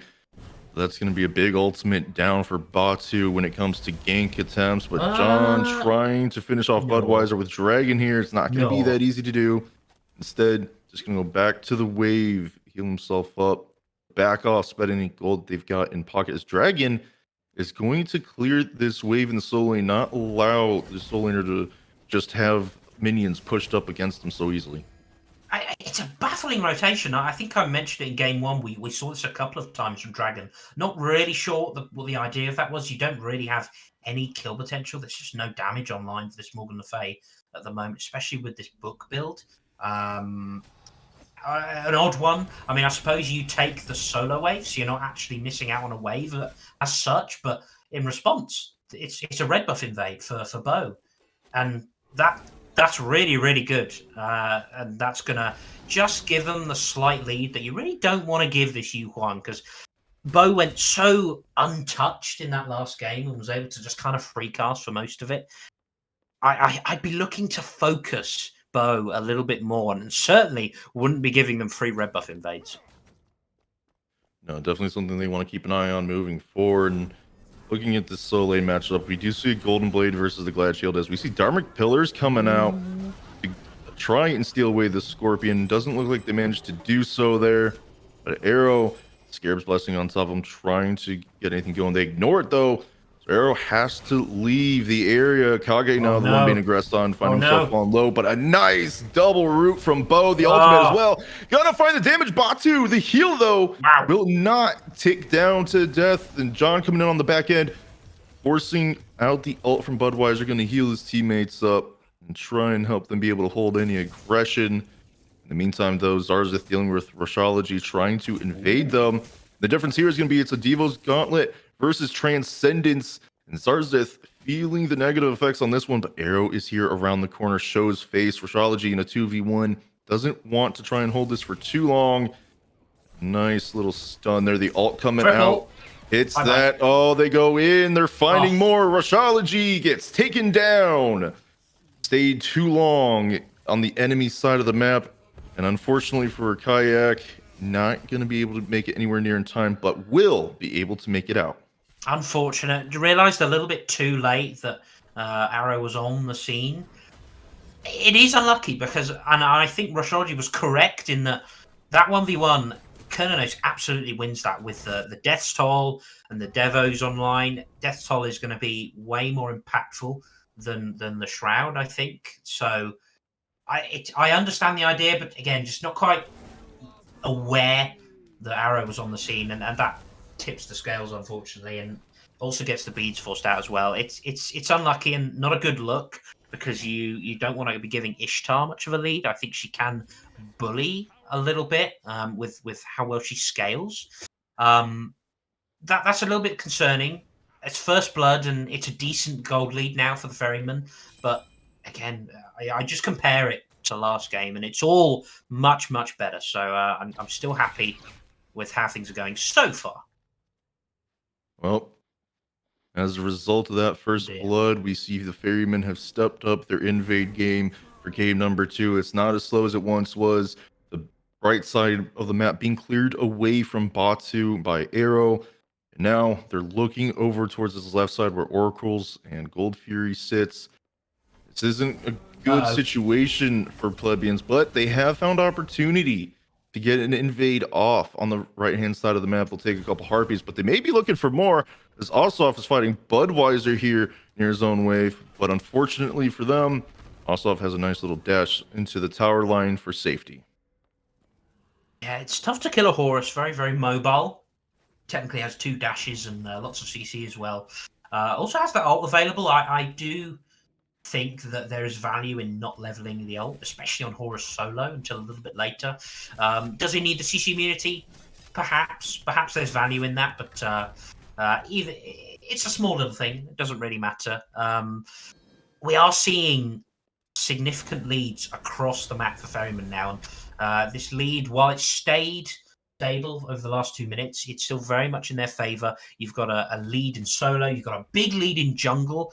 We kind of saw that last game as well, and Arrow, to be fair, has been much less impactful around the map, just happy to farm up this game, and that's kind of what you want to do on Humbats, and it's absolutely working, because Batu has not really been impactful on this Guan Yu so far. No, finding down about a level and a half, 2 levels on this Guan Yu right now. Not the situation you want to be in, but I'm sure Batu's fine without any deaths really happening. It's 1-0. So as long as the things don't start getting out of hand, I'm sure Batu's fine with letting things get a little bit later in the game so that the Guan Yu can have fully stacked Transcendence, more items online. But man, on the left-hand side, that's beads down for Rashology. Uses the ultimate, though, to create some good spacing. So Zarzith has to go back to the wave. Rashology going to be able to heal right on up with the Devo's Gauntlet and the heal in his kit. So Plebians ADC doing a good job staying alive and avoiding dangers coming out of Zarzith. It's so difficult to fight Twishtar, as we've just seen. If you step in range of that ultimate, it cripples, and there's nothing you can do other than beads. But the moment you step in range of those Blades of Retribution, you have to beads. And remember, no cease immunity for Rashology, and that's never a good fight if you allow Ishtar to do that to begin with. But Kage's looking for the pull here. Rashology, no beads, of course. Nice push. And with that knowledge, they go all in trying to take Rashology out, but Kayak doing a good job defending their ADC, and Plebians take advantage of the chaos, take the Pyromancer down, but it comes to bite them in the end. Arrow going to take Batu out. They're looking for Cranker as well, finding himself in a little bit of trouble. And Kayak still trying to help Rashology game back into this. They're still trying to find opportunity, not going to be able to do so. A little bit more damage. Maybe this time Rashology is going to back. Looks like they are. And Kayak getting spotted by Kage. But this time it's Kayak's who got the level lead. There's Dragon coming back in to join the support. Kage is like, okay, time to leave. Not try and push this any further. Everyone going back to their own sides. Farm up their buffs in any camps that they can, as we see Zarzith taking over the left-hand neutrals. Yeah, that was a bit of a concerning minute or so for Rashology. Kind of left on an island, and the Ferrymen, I should say, were pretty much walking around in the enemy jungle, uncontested. I think Kayak needed to maybe come and help, but there's a good ultimate, but the ult comes out in response, and Rashology pulled in a lot of danger now. Oh, but the Dharmic Pillars yet again keeping Zarzith from chasing. Not a lot can be done there. These two ADCs constantly trading ult for ult every chance they get in these fights. But the one big difference right now is the heal that Rashology has. Yeah, that's a very good point, actually. If you can extend these fights, and Rashology not aware of this gank coming in. Arrow does have the ultimate, doesn't have the blink, but Rashology, no beats for 15 seconds. This should be a free kill. Nice and there it is. Arrow, the Fear No Evil, no beads, as you mentioned, quick kill on the map, and that makes this jungler 3-0 off to a hot start yet again. It may be a little slower, but still being impactful for their team. Nice match. And that's a 2-level lead as well. Zarzith doing a good job peeling for arrows. They are going to find themselves in a little bit of trouble, but look where Batu's at. Not the team you want to be running into, as 4 members are grouping up. Now it's Kayak put into an awkward situation. The silence is good on the one, but not enough. They're still both throwing out the ultimate. Arrow finishing off the support. And the chase down was just not the right decision. Too far into enemy territory. They're grouping up. John has rotated over to try and help them get this first Gold Fury. But Dragon and Cranker are here. They're working their way in. Batu with the ultimate going on to Zarzith in the back end. May be able to find an opportunity for something here, but they're not going to, as Arrow on the back end takes out Batu. They're looking for more. Cranker using the ultimate to try and get a little bit of damage and healing. But oh my goodness, the combo of Ishtar and Yu Huang. Bo gets the kill. Rashology falls to Zarzith. And now Dragon, the last one alive, as Kayak just now respawns. It's a 4 for none. The Gold Fury still trying to go down. Zarzith gets a double kill on the Dragon. That's a 5-man kill over the extended period of the fight. Gold Fury as well. And Ferrymen lose nothing. And all that becomes from there was a very specific moment that I want to go all the way back to. Rashology had been, under a little bit of pressure for about a minute or so, was still in lane and had no wards on the map at all. And there was a moment where Arrow came over, popped down a sentry ward, which was really, really nice. Just gives you a little bit of awareness of whether Rashology is aware. and there was no wards on that side of the map at all. Rushology gets picked, and then that leads to the whole thing of where, solo lane is rotated over. They didn't know that. They had no idea, I think, that John Ossoff has used the teleport to rotate in. Obviously, they're going to look for a gold through with that. I think they were also aware, and they timed it very nicely, and that's credit to the Horus.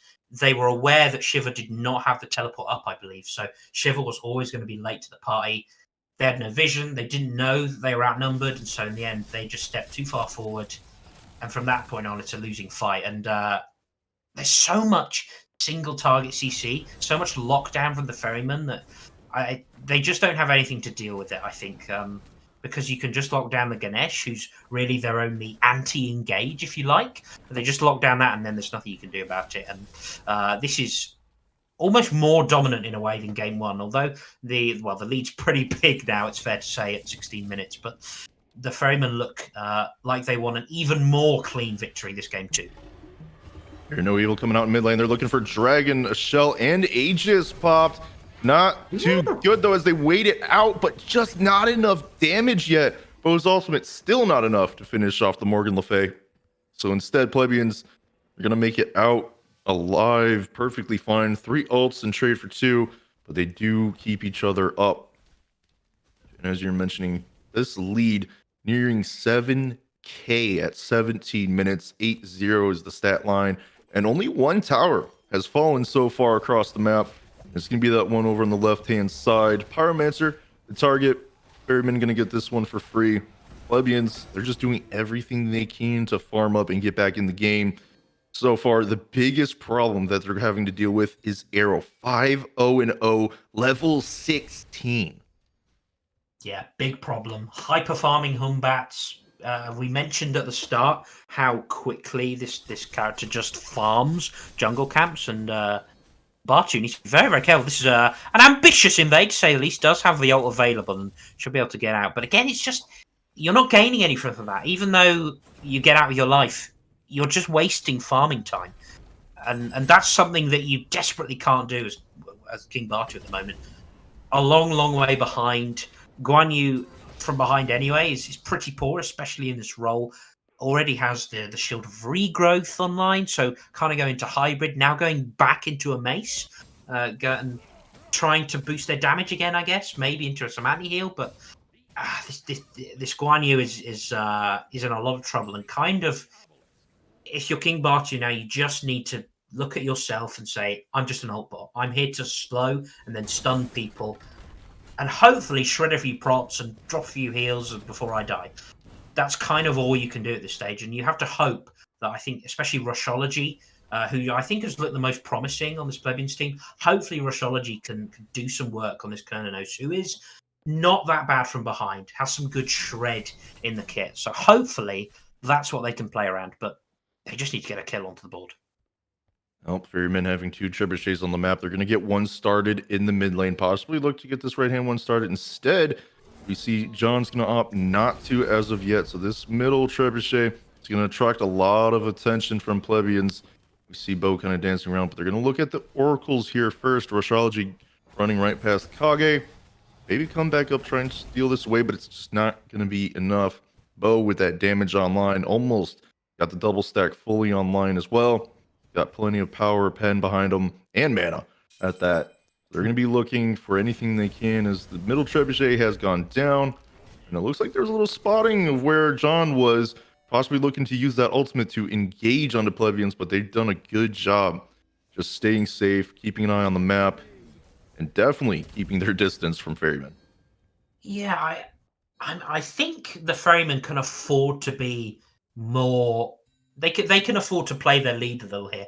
It really is massive when you look at the gold lead, and I think I know Gold Fury's not quite up yet, and they're kind of setting up for that, which is fair enough. But just look to take some towers, get some picks, invade some farm. I think you can play around just burning down this Guan Yu on it. Not this Guan Yu. Well, yes, this Guan Yu. The Guan Yu is very much killable, but this Guan Yu, this Ganesh, with the CC you have, the Fear No Evils, and the constant plucks into the mezzes, into the roots, you've got so much lockdown. Just look to pick Kayak right at the start of the fight, who's not super tanky with this build, I will say. Just look to do that, and then invade some stuff. Grow your lead. I don't think And I think game one is playing on their mind as well, but they're not growing their lead as much as I'd like, despite the fact that they are massively ahead, but they could be even more so. And we see ultimates exchanged here, trying to finish off the Oni Fury. Ferrymen going to be the ones who get the better of that end. And we do see Kage has taken quite a bit of damage between the abilities and the Oni Fury there, but neither team going to engage. Instead, they decide it's time to back off, get out, go back to farming. Don't need to waste our time. And Plebians, it's a good job compared to the previous game, because how many fights did they just lose or nearly lose all members constantly just over at that Gold Fury pit?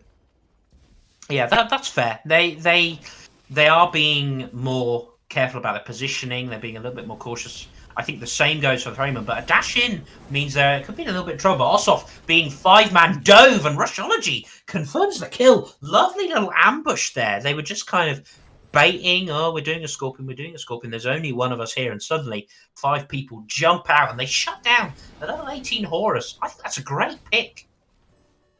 Absolutely is. It looked like Batu was going to be in trouble. The dash in baits himself even harder. Ferrymen are like, oh yeah, we should be able to take him down quickly.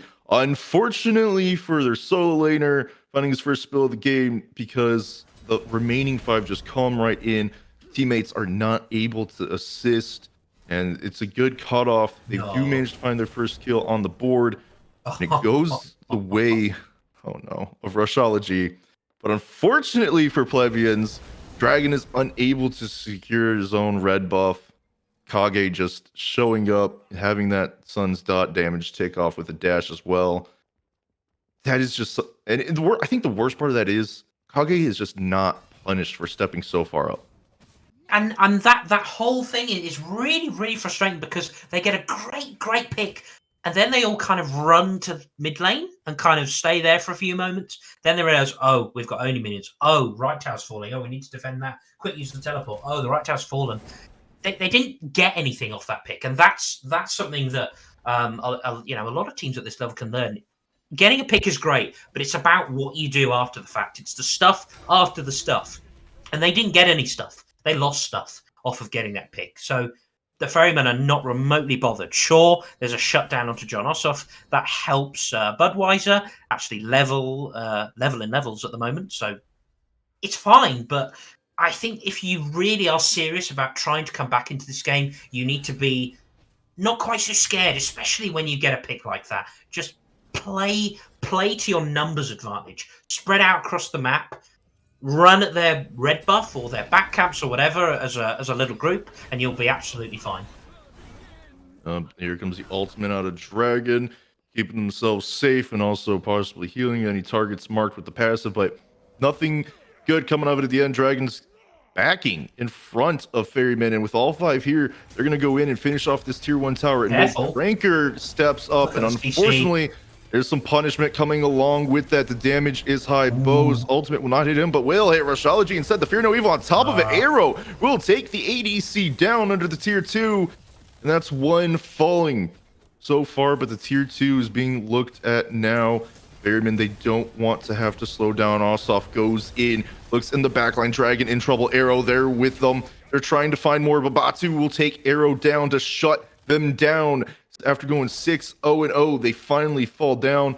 Unfortunately for Arrow, no more members of Ferrymen decided to step up. There were quite a few low for Plebians, but at the end of the day, they still want to make the safer play.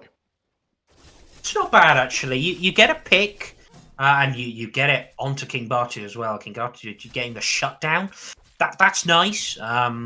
I still think it's a bit of a scuffed fight for the Plebians. I think the lesson learnt there is, if you have 2 of your teammates in base, you don't defend that tier 1 tower at 24 minutes. That's just not a good idea. That being said, they get that pick, and that's okay. I think when you're at this kind of deficit, trading like that, little picks like that are worth it. So it's not too bad. Still very much in the Ferrymen's control. I'm surprised they haven't looked at this FG yet with the sheer amount of wards they have over there. We've got Ishtar in the right place, but teammates are not. You've got Bo backing at Gold Fury now. I think this fire dart should already be done. And again, I'm perhaps being a little overly critical, but I think both games you could say that Ferrymen are not abusing their lead, perhaps as they should. They could have ended this perhaps a little sooner, but this is a curious grouping, and it looks like they're going to try and shut down this very, very mobile Horus, but that's going to be a tough job. Again, odd grouping. They're not farming during this time, and that's what they need right now more than anything. No, and Ferrymen do have a 9k gold lead with this difference in items. Unless they've got a lot of gold in hand, it would definitely do well to take a good fight as long as they're properly grouped. They don't want to be getting picked off here and there. And it does say a lot to Plebians play that they're keeping Ferrymen at bay even with this kind of a lead, because this is a situation where Ferrymen as 5 should be able to hit the gas pedal and take down 2 or 3 guaranteed. That's exactly right, and they really should be looking. That's a great double route into the damage from Yu Huang. This is the fight they want to take, and they should absolutely go for this. Kayak, the one getting isolated, still doesn't fall as of yet, but arrow on the back end, a beautiful Fear No Evil will guarantee that one. John will take out another bow, gets Batsu on the back end, and it's a 3 for none. There's the gas pedal we've been waiting on seeing. Now, the Fire Giant wide open to be taken down by Ferrymen. No... Really, I don't want Plebians to contest this. It's a 27-minute Fire Giant. This is not enhanced, but it looks like they may try to contest it anyways. Arrow having to leap out of the pit, taking that one a little too long. And here comes Cranker, standing as close as possible to the Fire Giant pit. Kage going to pull him on that line, but gotta be careful because the back end Plebians steal it away at the last second. John will take Rushology out as punishment. Cranker gonna be punished as well. It's a deicide, but they did what they needed to do. They were allowed way too close to that Fire Giant. Yo, that is super not worth it, man. I mean, they should get a Phoenix off of this. They don't get a single pick. You throw away Rushology's life. It's a hype play, but I don't think that's worth it at all. I think you don't get the FG on anyone, and while you take it off of Ferrymen, it's not enhanced, and I'm surprised, but there are 3 members up to defend. Maybe that's not so bad. I'm having second thoughts. You do take it off them. You're not going to lose your Phoenix for it. You're stalling out the game. Okay, I'm happy with that. I'll go back to what you said. That is a hype play. That is a sick play. I was going to say, considering it was 2 of them versus 5, and they were allowed to steal that away. Oh yeah. It's not like it's not like they died and the Ferrymen did get the Fire Giant. Because this is one of the biggest things. Now they're down 11k because of the towers, right? They could be down 13. The game could be over if they had gotten Fire Giant and the 2 kills. Yeah. The fact that no one zoned them out, and I get the point that of what Kage did by pulling Cranker onto the line, and it's more tick damage from the Fire Giant. But your team's not collapsing. Both your carries that are in the pit are at half health. Cranker being near them is dangerous. Yeah, and we saw this. We saw this in game 1. That little bit of hesitancy, that moment of we're not really sure what we're doing. Are we committing to Fire Giant? Are we dropping it and just looking to get the picks? Because then it's a free Fire Giant. Also, you're absolutely right. When you're in a 5v2, I think at the time. You don't need all those people on Fire Giant. You need your ADC and a tank. That's all you need at this stage. Everyone else could just go zone. So it is a good steal. It should never happen. And I think that's something that the Ferrymen do need to, if we're being hypercritical, they need to improve a little. Just improve your shot calling around these big objectives. And now we see with everyone back up, Ferrymen cannot go into this left Phoenix for a siege. So they're having to leave. They're going to try pushing up this mid lane again. And Plebians, because of that steal, they've bought themselves probably about another 5 minutes of gameplay here. Sure. And since we're already at the 30-minute mark, that means this next Fire Giant is enhanced. That one they have to defend. And that's what I'd be concerned by Ferrymen is if they don't keep a close eye on like that previous one, even if they take 2 or 3 members out, if Plebians steal that away again, it's another 5 minutes of time bought. Yeah, absolutely. And I think it's a lot more worth if it's an enhanced Fire Giant. You're right. You can't. There's almost never a time where you have to give up EFG because it just makes it so much easier for the team that picks it up to end. It's a massive boost to your win percentage. So I'd be fine with that if they're able to do that again. Again, the Ferrymen should not allow that to happen by no means, especially if the fight goes as well as it did beforehand. So, yeah, if that happens again, great. I'd be more happy about it when it is EFG. I was perhaps a little harsh when I said it wasn't worth it at all, but it's just frustrating because they are playing this almost perfectly. They just need to sort out their target selection, their target calling in these fire giant fights. Once they do that, this game should be over anyway. But I think if they can clean that up, and then they can start ending games a lot quicker. But I'm being hypercritical. They're still in control. Is there comeback potential? Of course, there always is. And the fact that you've got level 20s, you don't quite have a lot of stars online yet, as in the upgrades, but they've got a decent chance. And Phoenix is up as well, means they can look to defend this EFG. Trebuchet going to be pushing down the left-hand side of the map. Plebians are going to have to keep their eye on that. If it pushes too far, they may end up losing a Phoenix for free, with Ferrymen not having to do a whole lot. But we do see Ferrymen this time taking a more aggressive stance, not being around the Fire Giant pit as it's not spawned in yet. But Kayak going deep with that silence. Dharmic Pillar is going to come out, cause a separation, and look where Cranker goes onto the left-hand side. Bogan using Mini to go to the right. Fear No Evil separates Kayak into a bad spot. Arrow taking him down. Batu, though, wants action from Arrow. He takes way too much damage while using that ultimate, but Dragon gets Kage. 1-for-1 trade so far. Plebians, though, having to fall back. The ultimate in from John, falling to the back end. Dragon and Rushology both now in trouble. That blink in from Arrow, wanting to find the finish. Rushology, however, will take Arrow down. Bo finishes off Dragon, and they're still looking for more. Ossoff looking to finish. Batu will manage to do so. Cranker trying to slow down the solo laner, manages to do so. Rushology getting a good bit of distance. And with that dash out, there's nothing more Ferrymen can do. It's a 2-for-3 trade, and honestly, for Plebians, I'd say that's pretty good from that engagement.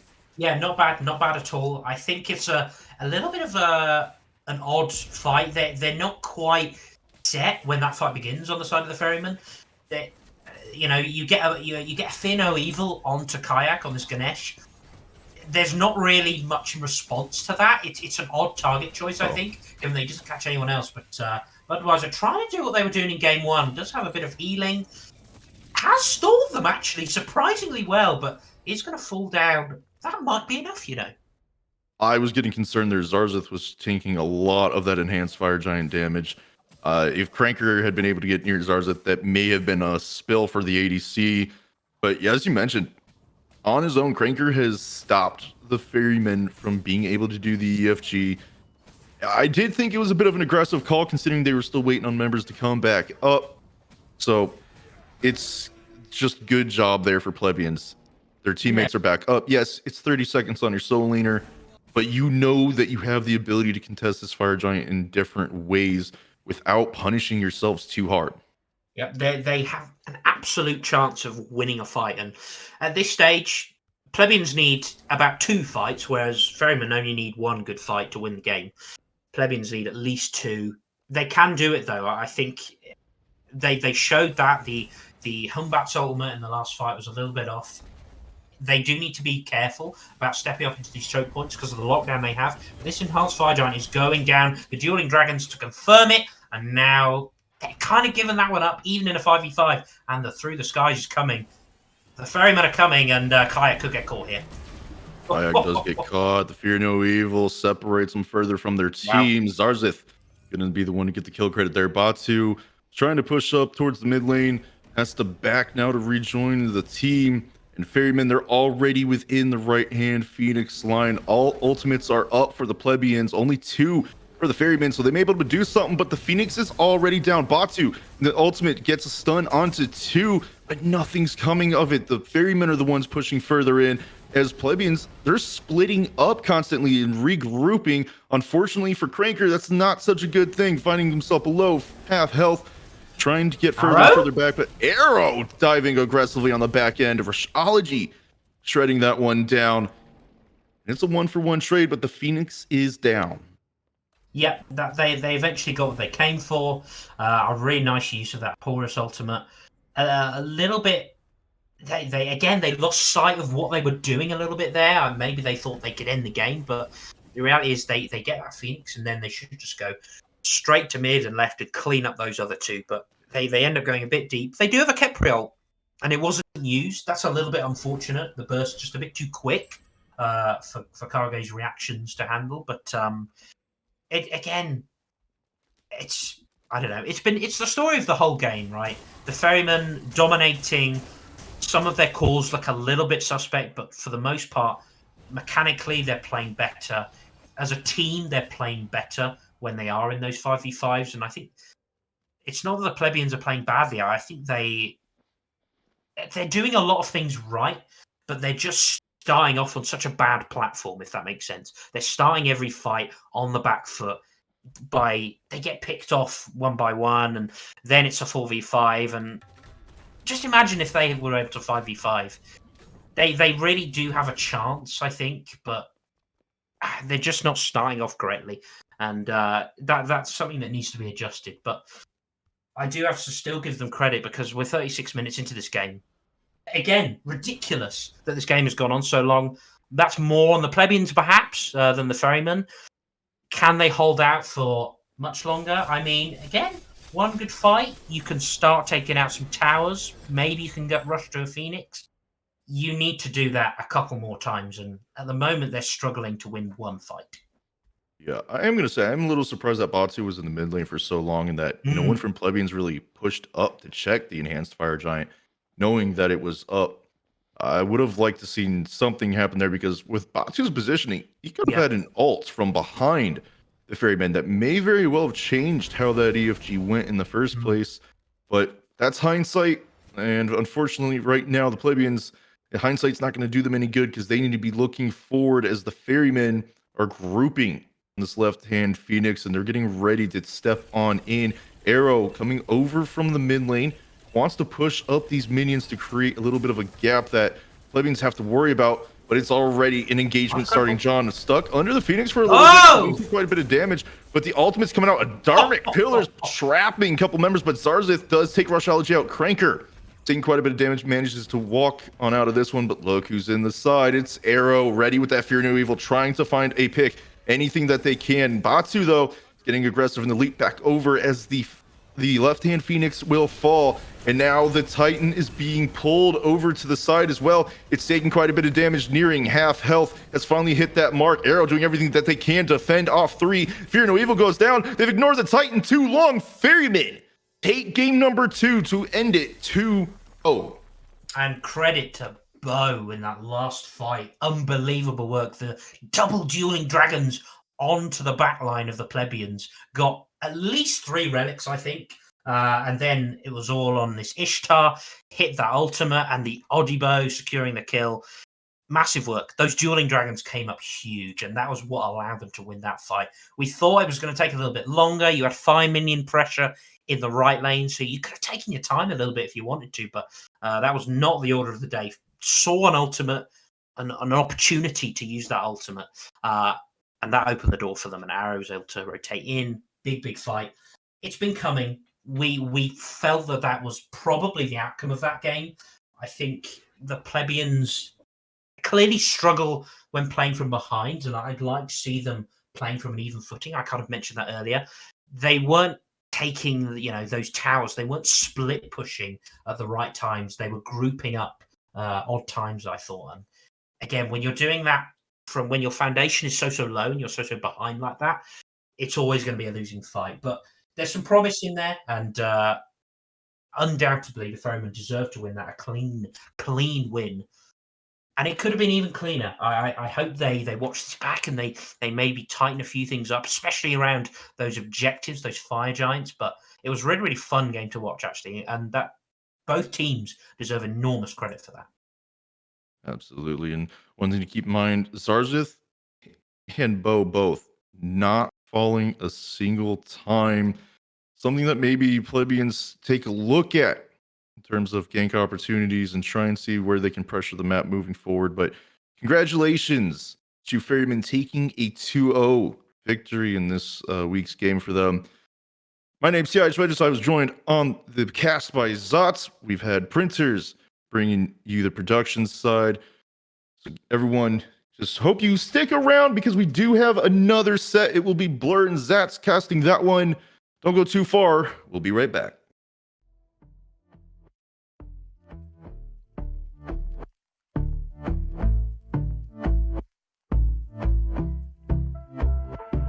And I've been chilling, watching the ocean with you. Baby up with a slow motion crew. And we up in our clouds when people change, but not us.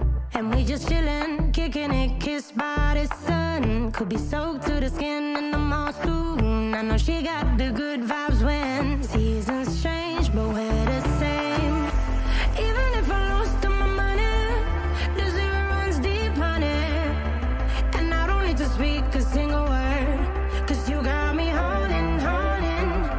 Even if my jokes aren't funny, my tongue tied up on it.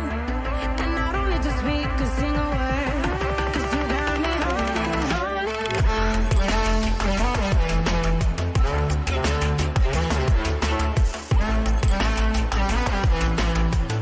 'Cause you got me holding, holding.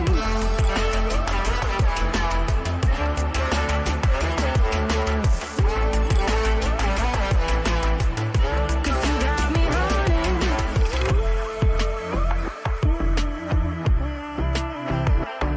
And I'll be running, possessed by a low, low voodoo. Fired up like a wolf on a full moon. And we're stuck in a la la land. The tides will turn without us. And I'll be killing time like I might be a cartoon. Take it in real life like haiku. I know we got the good vibes when pieces fall right into place. Even if I lost all my money, the zero runs deep, honey.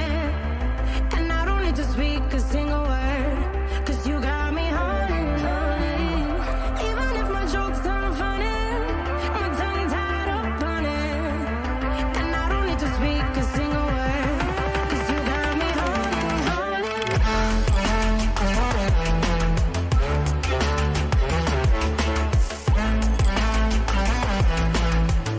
'Cause you got me holding, holding.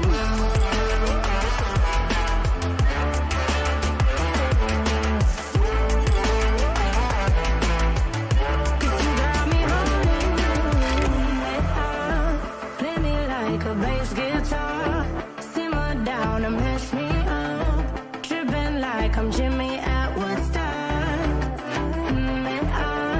Drive me around in your red Ford. Shivers down my spinal cord. Cause you got me holding, holding. Even if I lost all my money, the zero runs deep, honey. And I don't need to speak a single word, 'cause you got me holding, holding. Even if my jokes aren't funny, my tongue tied up on it. And I don't need to speak a single word, 'cause you got me holding,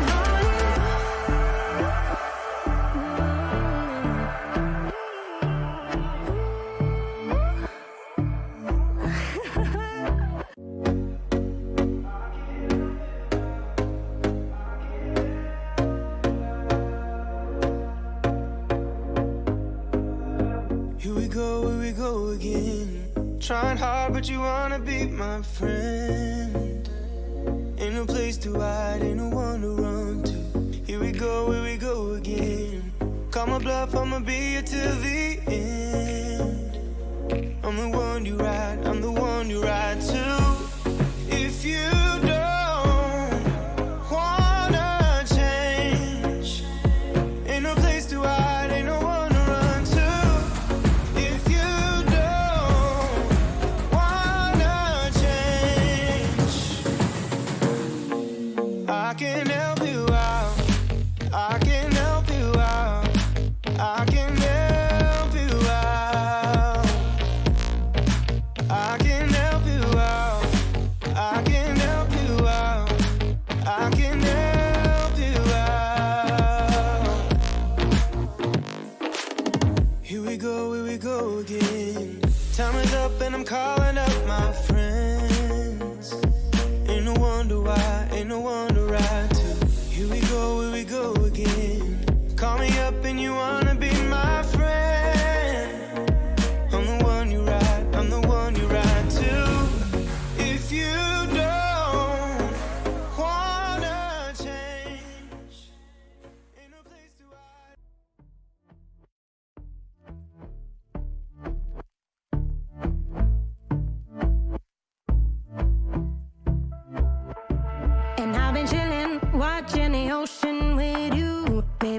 with a slow motion crew, and we up in our growlings when people change, but not us.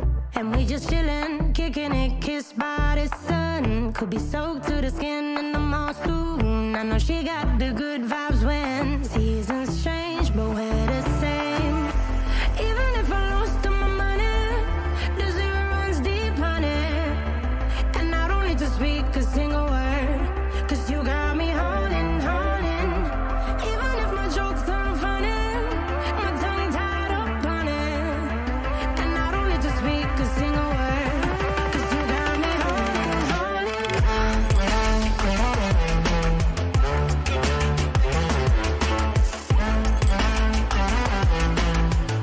'Cause you got me holding, holding.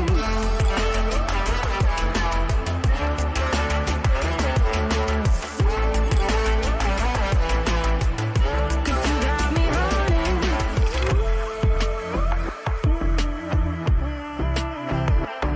And I'll be running, possessed by a low, low voodoo. Fired up like a wolf on a full moon. And we're stuck in a la la land. The tides will turn without us. And I'll be killing time like I might be a cartoon. Take it in real life like haiku. I know we got the good vibes when pieces fall right into place. Even if I lost all my money, the zero runs deep, honey. And I don't need to speak a single word, 'cause you got me holding, holding. Even if my jokes aren't funny, my tongue tied up on it. And I don't need to speak a single word, 'cause you got me holding, holding.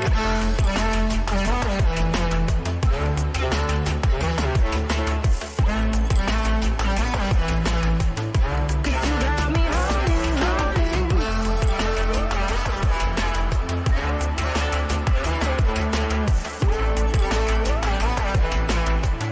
'Cause you got me holding. Play me like a bass guitar, simmer down and mess me up, tripping like I'm Jimmy at Woodstock. Drive me around in your red Ford, shivers down my spinal cord.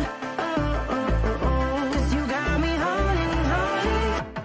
Even if I lost all my money, the zero runs deep, honey. And I don't need to speak a single word, 'cause you got me holding, holding. Even if my jokes aren't funny, my tongue tied up on it. And I don't need to speak a single word, 'cause you got me holding,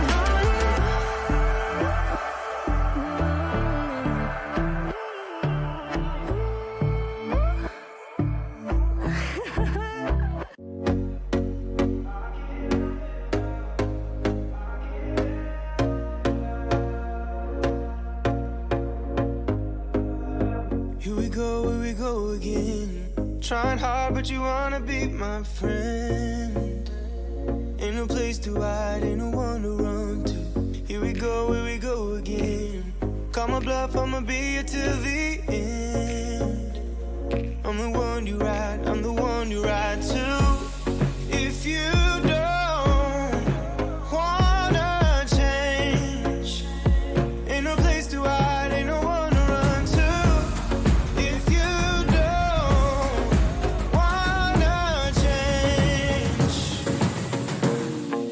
I can help you out, I can help you out, I can help you out, I can help you out, I can help you out, I can help you out.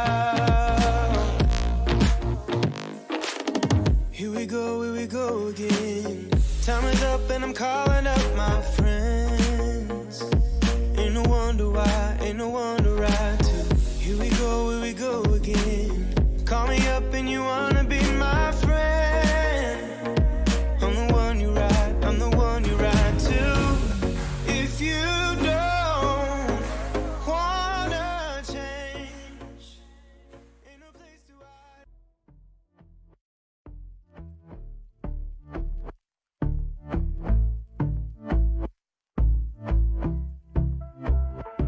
And I've been chillin', watching the ocean with you. Baby, up with a slow motion crew, and we up in our growlings when people change, but not us.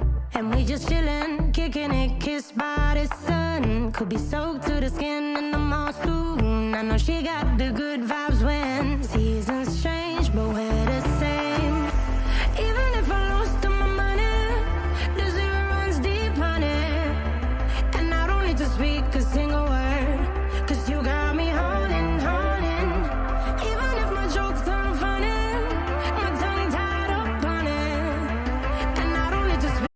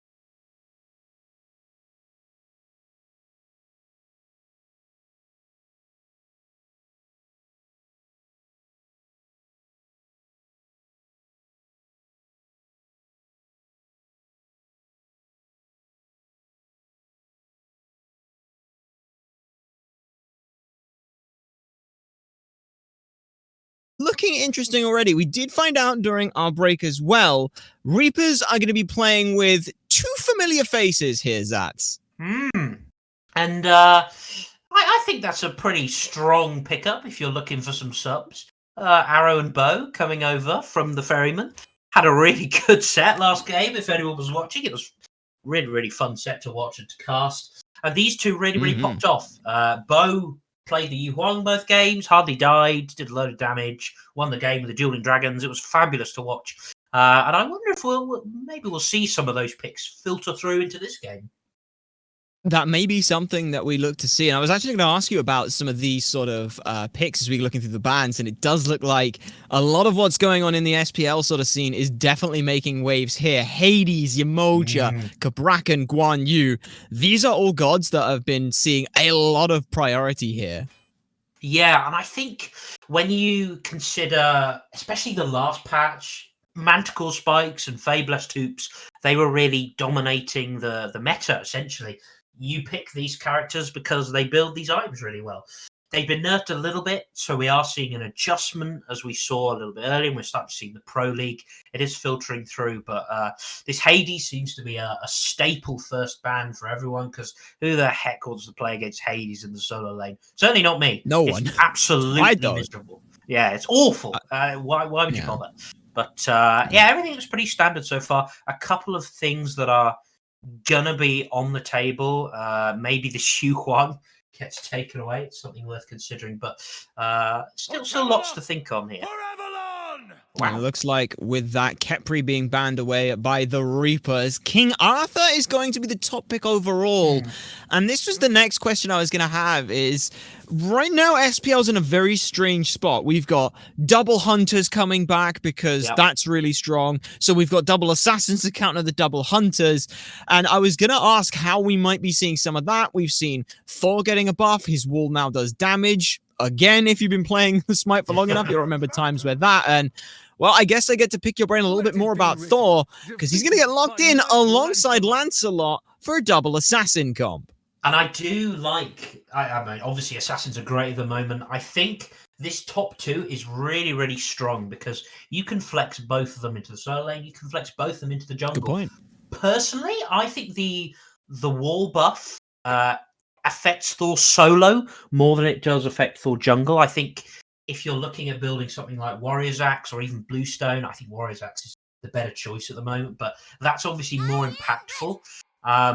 It also affects things like Crusher and Heartseeker. You're going to be able to apply that more easily. So the Thor buff, definitely nice. I don't think it will shoot him up to top ban. But I love the flex that we have so far. Dragons of the I definitely agree on there, as Naja, Yu Huang are going to round out the top 3 for the Patricians here. So fairly standard looking comp, like unless you're seeing like Naja's support, I don't think we're seeing much flex potential here. But when these gods are just really stapley good, why do you need to flex them? Absolutely. I'm questioning a little bit the first pick King Arthur. I mentioned about the Thor and the Warrior's Axe. I think Warrior's Axe is just a better choice than Bluestone Pendant in the solo lane at the moment. After a little bit of a nerf for the Bluestone, I just think we're not seeing those Bluestone builders anymore. And King Arthur is the premier Bluestone builder. He doesn't really build Warrior's Axe super well. He kind of wants that Bluestone to clear nice and early. And he'll still have it. He'll still have lots of lane pressure early, but eventually you start getting out traded once you start getting some levels online to your main clear ability, depending on who the Reapers have in the solo lane. It's a tad concerning, I think. I don't think it's better at all, and that's such a strange thing to say, having seen him constantly picked up this high for weeks and weeks and weeks. But now I think, I'll be happy to see him do well, because King Arthur's such a fun character. But I think it's a dicey first pick, to say the least. Yeah, and this is another one that is actually interesting, is Vulcan. We didn't see it at all come down in the last matchup, but Vulcan is a very strange god. They kind of had a flash in the pan moment in SPL where everyone was like, oh my god, Vulcan's just amazing now. Yeah. And then everyone, wait, but it's a Vulcan. Is that really as good as anything else? But the thing that I love is the fact that you've picked this Vulcan into Naja, which sounds really strange. It's like, oh my god, but he's got no CC immunity. He's going to be able to ring bounce off of your turret. It's awful. Well, yes, that's true, but if Naja takes up anyone outside of Vulcan, they're going to be landing in a Vulcan ult. That Naja ult sets up Vulcan whether they're on your team or the enemy team. Absolutely. I think it's a really, really smart counterplay. And again, a good Vulcan player, and I'm sure Bo is a very, very good Vulcan player. You can see that. You can predict it. You know how long they stay in the air. And you know when Naja's coming back down. You do have to be wary of where that Naja ult was initially fired, because obviously they can come shooting back from the max range if they fired the ult that way. But I really, really like it. I think it says a lot about how strong Vulcan is in general. Obviously, you're not able to be crippled out of your backfire anymore. That's obviously a nice little buff, and it's clearly skyrocketed Vulcan in terms of how pickable he is in comp at the moment. But it's the fact that he has so much ranged poke that I just think he has so much value, and he is actually quite difficult to kill because of the self peel and the movement speed he gets from his passive.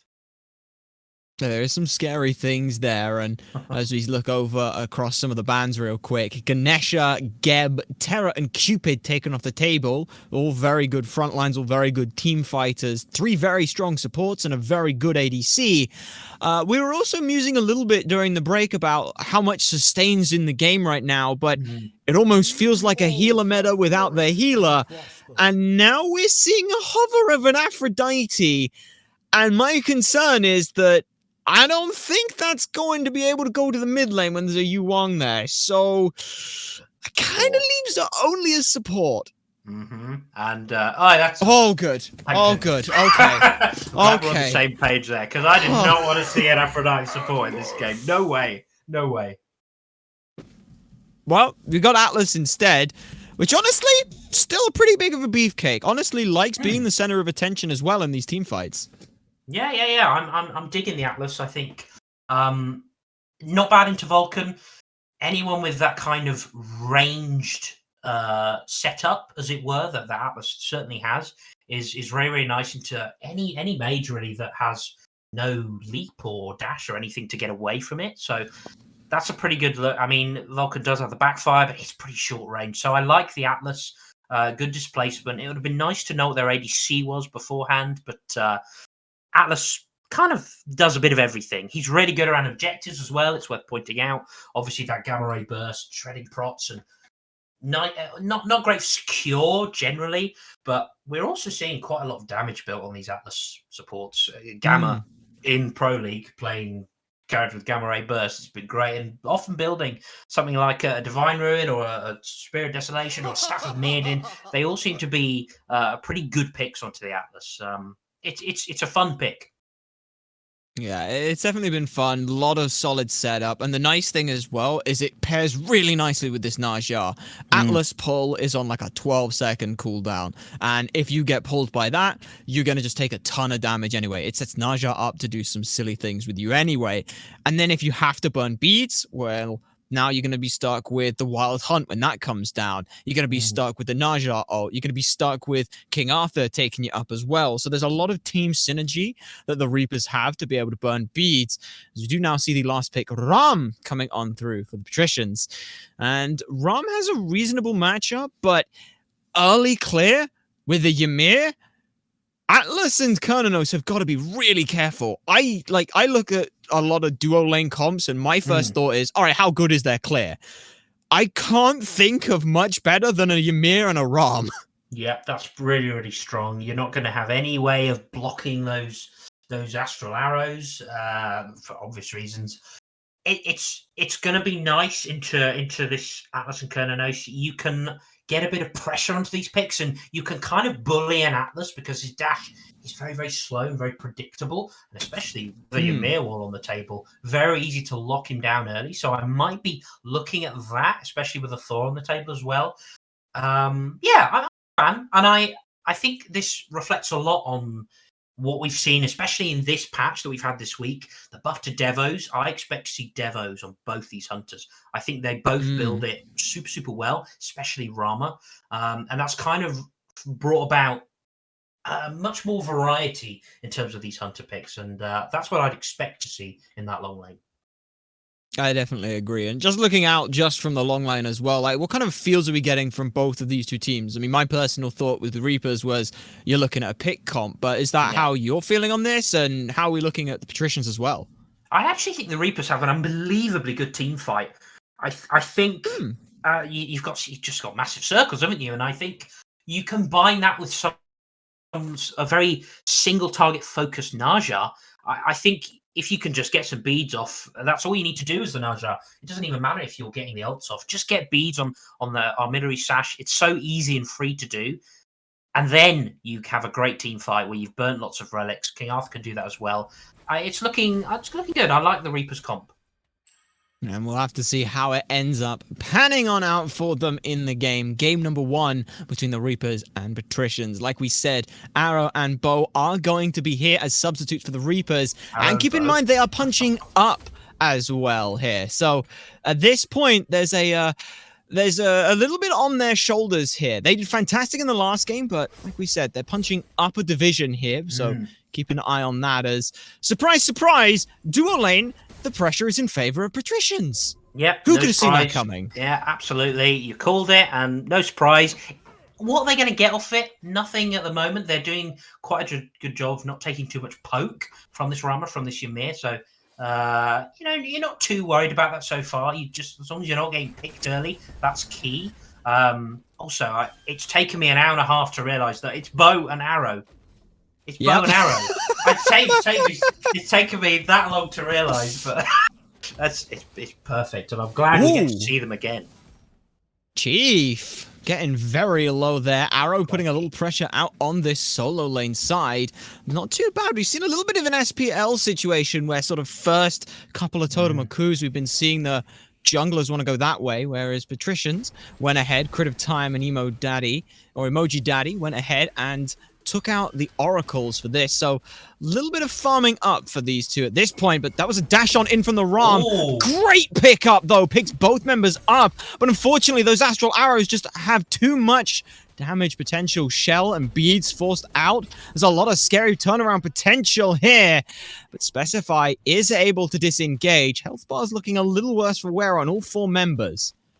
Yeah, a little bit unlucky. I think Margiela on this Kernanos could have cancelled that dash immediately and gone for a couple more autos onto this Rama. Could well have been a kill, but not too unhappy with that. You get the Rama beads, but on the other hand, Russian Style has used the shell. So I suppose it earned a fairly even trade of relics, although a Rama without beads, surely Arrow's going to be on notice for coming to gank this dual lane within the next minute and a half or so. Good freeze. Might cause some trouble here for Storm. They get low. There's the shell forced on out. Dash again on through, but now it's Specify body blocking and putting the damage on. They go for the rolling assault. Need a little more damage. Ooh. Might be able to find it, but the picks there they can't do. It's going to be a trade on out. Barely. Patricians come away with first blood. They may be looking for a second kill. There's rolling assault. A double kill for the Ram. Fireworks going off in the duo lane. Such fine margins. That was a fine fight. Fantastic to watch. Again, that was really, really close. I think these pulls are doing really, really well. They're just not quite on the same page when it comes to who are we going on here? Are we going for the Rama? Are we going for the Ymir? And it was the same on the other side as well. As Depp is very, very low on this King Arthur. Already level 5. For this Lancelot. But yeah, this is good pressure. There's a solo kill. That's a tower dive as well. Oh, he's hit level 5 and order tower kill as well. Wow. So no luck on getting even an assist for that or the kill itself. So unfortunate there for Depp Mufin. Unfortunate there. This is, at least this is lore accurate, sort of, for that. Yeah. Lancelot being the bane of King Arthur as mid lane might be getting a little spicy. Still not level 5 for Arrow, though. So no luck on being able to burn beads from anyone. And we can see the only one whose beads are down is Specify, but they're level 5 as well, and yet to back for this Devos. Yeah, going to have, almost certainly has the Devos online. So yeah, and in fact has just backed for them. That's a nice little power spike, whereas this Kernos only on the tier 2, and that's the power of that early pick, that early kill. It's given Rama all control in this dual lane, and it's going to be a while before the Kernos is really going to be able to fight this Rama at all. And that's something, again, you need to look at. Do you need to respond to it? Not necessarily. I think you just want to stall out the lane a little bit now if you're Margela, but I don't think you need an instant response quite yet. But you don't want to be giving Rama any more kills. That's true, and we're hovering over the player I wanted to talk about here. Arrow, now hit level 5, tier 2 on a mace, and with the mention of Rom having a little bit of a better time in lane, we are seeing Russian Style and as well Storm both sticking around here a little longer to try and help on this. Good pull, straight on into the Wild Hunt, gets the beads, and Gamma Ray Burst is there. Follow up here, Arrow's made the rotation, 2-man freeze is good, but unfortunately there are 3 members there. Storm goes down. And that's what I wanted to ask, is does Arrow go ahead and leave duo lane as a duo lane, or do they come over to offer pressure? I love it, and I think it's a good idea, the right idea. Honestly, I kind of think duo lane kind of had that under control. Storm just a little bit out of position, and we were talking about how this Atlas can maybe bully. Ymir is very, very much bullyable. If that's a word that I should ever use again.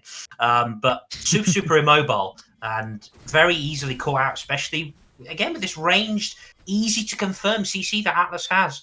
They do a great job of comboing as well with the Wild Hunt, lots of damage coming out. And that's a nice little pickup just to bring things a little bit close to parity. It is, and with that now, duo lane has become a secondary solo lane. Both of the supports wanting to go ahead and roam on out of there.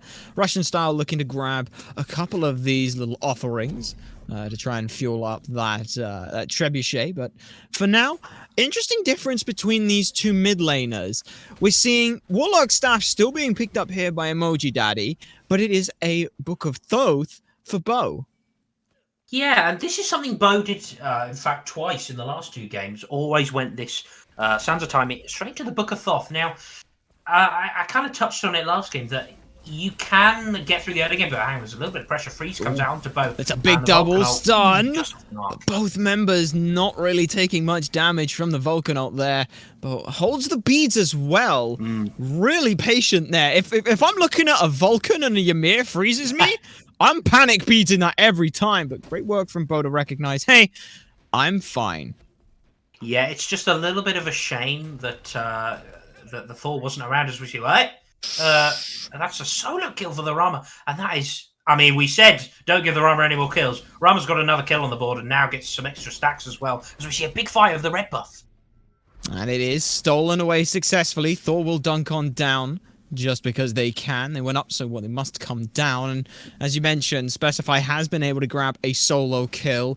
More stacks on Devos, and Rom being able to poke in the clear is my best guess of how we're seeing it. But there's just a little bit more pressure now coming through from the Patricians. We've seen Arrow had to go over to try and help out with the kill on left lane. Storm or Critter Time and Storm, they're kind of okay. They just get a Vulcan some CC and someone's going to fall down. Yeah, that is something that Crit has done quite well on this Thor. Whilst Arrow has been rotating a little bit more and being a little bit more active, this Thor's been quietly farming up, taking advantage of that early left-hand rotation, and has got a slight lead in the jungle. It's nice, and I think Thor does need to get a couple of items online, whereas Naja is kind of instant impact once you hit level 5. So I don't mind that.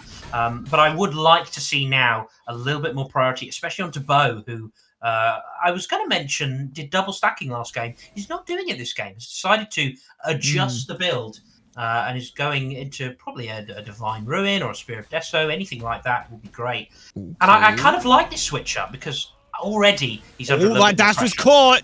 But the walls stopped it following up. Russian Star doesn't take any damage from the Earth Shaker, but Creative Time is there to put down Russian Style. Thor Style at this point. Specify as well comes on through. Huge damage coming through with the Odysseus' bow and a fully stacked Devos. A scary look for them when with Thor up, seeing no one wanting to come on back through from the Reapers. Patricians will take a 9-minute Gold Fury uncontested after a fantastic pick. Yeah, fantastic work. You can really punish this Atlas, and we're really seeing it. It's a little bit unfortunate with the wall and the Volcanote just a little bit off, but it just doesn't matter. punishing Russian style. That's twice they've been picked off. Not particularly falling behind, but what it does do is it leaves the door open. They can then take that fight with the extra man. They've used a couple of beads, but they're not worried about that because Thor is in the sky and they just can't contest that Gold Fury in that situation. So good work there. Good recognition of, hey, we can get a pick and that results in we can get Gold Fury. And that's really important. It's something we touched on before. You need to be able to make sure you confirm other stuff having killed people. That's what picks are for. That's what they're for. You get farm and you get other things off of taking people off the map. And with that, they might be looking at their greater Scorpion. Freeze not going to find anything, but it does get it on the second time through another great wall. Coming through from Storm means they're going to be the one who has to get taken up by the Windfire Wheels. But like I said, Arrow going to take half their health from the Vulcan Ultimate. Russian-style pieces out of there. And Arrow ends up being the one who's falling. And Fire Giant spawned 20 seconds ago, meaning Pyromancer's on the table, as Mid's getting harassed by a Trebuchet. And that felt like I haven't used my Najaro. I haven't really been able to impact this game yet. I'm just going to ult someone. And actually, that Ymir is frankly not a good target. And as we mentioned in Picks and Bans, it's free setup for Emoji Daddy on this Vulcan. Hits it really nicely. And I think possibly leveling that Vulcan turret, because that thing was swinging onto Arrow. And another death now means that there's a 2-level lead in that jungle, and that's a little bit scary. Certainly is. There's a 4K gold lead as Crit of Time is making a rotation as well. It's going to be a lot of ults used to try and take down Dep, but they will finally fall. Storm being the one to credit that kill here. 8-2 are the kills here as, like we said, that 4K gold lead stretching even further and further. And with that, Pyromancer's off the table, Gold Fury's off the table. What do Patricians even look at here with these kind of picks? Well, I like this idea to get aggressive on Scorpion. Now, they do need to be a little bit careful, but they're actually... I like the use of the wall there. Just gives them a bit of room. And it means they get to secure that Scorpion. Now they just need to keep on getting their own farm and keep, I think, getting aggressive and looking for enemy invades. That's what you really need to do with a lead like this. And that all comes from getting picks in the first place. And we know they can do that very, very well. Specify. Yeah, specify. Seems to they know. Could be. They're a full item ahead at this point of Marg at this point. We did see the rotation come through a little bit from Russian and Specify, like I said, full item up. And it's not any old item like, oh, they're like, you know, like Hanasi to a Devos kind of thing. No, they're just a full straight. Both of them have Devos, both of them have Exi, but there is a Odysseus' bow as well for Specify, who went its second item, which was strange to me. I thought if you were ahead, you wanted to go for power items, not the Odie bow, which is usually the I'm behind item. Fair. I suppose on Rum, who of course is so auto-attack dependent, or probably more than any other hunter in the game, as we see the threat of a freeze here, and a lot of CC, but a nice little pull from Russian style will stop the freeze coming out at all. And though, you know, still yet to fall in this Yu Huang, very, very safe pick. But yeah, going back to that ADC matchup, getting a ton of... I mean, it must only feel good because it means you're firing off those astral arrows faster than anyone can handle. It helps in the wave as well. You can wave clear without using your ability. And then you've got all your slowing, damaging astral arrows to use on... Whoa! Turret! Oh, that's turret, the combo boys. there. He's definitely leveling that turret. Yeah, can we actually take a quick look at Emoji Danity's leveling right now? Because if that turret's not got a couple points in it, then... oh yeah, no, it's maxed out. Chunky. Absolutely amazing stuff. That's like 400 damage. That's crazy. And that's a really bad look because Yu Huang's so safe, but I mean, there was no time to react to that. Mid-air takes one turret shot that does 300 damage. Ridiculous. And you know, not quite respecting how much that does. And I think we'll probably respect it now. We'll probably think, I shouldn't take any of those turret shots. No, it's a scary one because on Vulcan it's like, oh yeah, he's leveling back for it, his wave clear, but after that, we'll hold that a sec. His specify might be in some trouble, but there's a lot of support coming through from the rest of the team. Thor dunks on down, and Emoji Daddy's ult lands on target. That's 2 kills now for them as they take Russian style as well. Marg at 30% HP. Is able to get away from this one, but can't come back as 4 members. Again, we saw this play 5 minutes ago, and 5 minutes later with its respawn, Primal Fury goes down to the Patricians. Very, very clean. It's all coming off of Arrow kind of actually being aggressive on this Naja pick, and it's kind of not working because, again, there's not enough beads burnt elsewhere, and I think that's the issue. Atlas can do that, I think, but generally, you're not too worried about the follow-up that's coming. So, at the end of the day, they've always got beads available, and that means Naja kind of just can't do anything because, and let's be fair to the Patricians, they're holding their beads very, very well. They are not scared of the sash. They know, and then the timing does allow you to do this. You can, on reaction, beads the Windfire Wheels, even from point-blank range, if you're ready for it. Oh, no. Mufin is in trouble. Oh, no. There's 3 members here. There's the stun, into the kill. Bye-bye. And Chief will tank up the tower and grab that one. We do have some return fire potential in the 3v3. Yes. Great sash is there. No ult used onto Chief. The beads haven't been burnt. Dueling Dragons just off the mark, unfortunately. And that should spell the end of the engagement, leaving it as just a 1 for none. That's such a tragedy. A 3-man rotation, nothing that this King Arthur can do. At that point, you're screaming, "Where's my team? Where's my team?" But the team are on their way. Exactly. No wars on the solo side. That's exactly. Oh, that turret's going to choke as well. It's unfortunate. I think Arrow just needs to throw the ult out there at Lancelot. Lancelot does have the beads available, but just burn the beads if nothing else. I think you've got to start throwing these Windfire Wheels out because there's no impact coming from this Naja at the moment. I think we need to see it sooner rather than later. Yeah. Plus, I think Windfire Wheels has a little bit of damage at the start. There's 5 hits, isn't there? There's the start, the 3 in the air, and the landing. So that's 5 if my maths is correct. So yeah, maybe that would have been enough to take him out. I don't know. I can only speculate at this point, but we do see now there has been placed a sentry reward over that side of the map, and that kind of brings it up. Look at the warding coverage for Patricians. When they wanted that Gold Fury, the entire map has been lit up on that side. Now they can start potentially swaying over to the right-hand side as they're again going for this objective here. And despite being 6 times the kills, these kills haven't felt like what's enabling this team to just get 8,000 gold ahead in 17 minutes. Yeah, you feel like this would have happened if they had no kills on the board. They're just playing the map really, really nicely. It is the wards are definitely a big part of it. As that Vulcan's going to hit. It hits both of them for over half their health. Arrow healed up out of that. There's the Mary Poppins to fade away. Vulcan looking to backfire a little further, deeper into the enemy's jungle, but won't find it. Arrow falls to crit of time as Chief on the right-hand side soloed out that Moonfin again. This is a very scary look here. It kind of feels like at this point, someone's got to find some way to stop the bleeding, but all 3...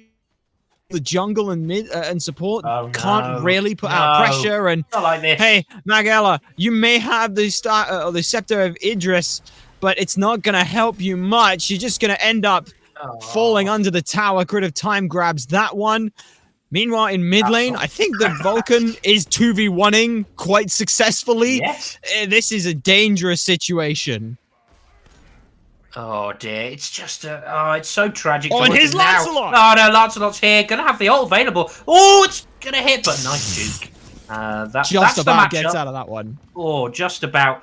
I think it's such a shame. I was about to say that if you're Reapers, you try and play around Margila on this Skurnanos, but they're just deathballing at the moment. They're just rotating where they like, and again, that's because they have wards all over the map. They know where the Reapers are at all times, and they know where they're not. They know they're not present to come and help out their ADC, so they just go for a free kill. They go around the tower. They've already done it in solo lane. Lessons have not been learned. Now they're killing Margila in the left lane, and that's their win condition, I think. So that's even worse for them because I just think you have to play through this Kernanos who is still very much behind Specify, let's be fair, but is at least going to be able to do some damage to these tanks as well. I think Kurnanos is actually quite good from behind with how much the glaive does. You can reduce prots, and there's potential there, and I think you have to play around it, try and keep him live, and set up for this Kurnanos as best you can.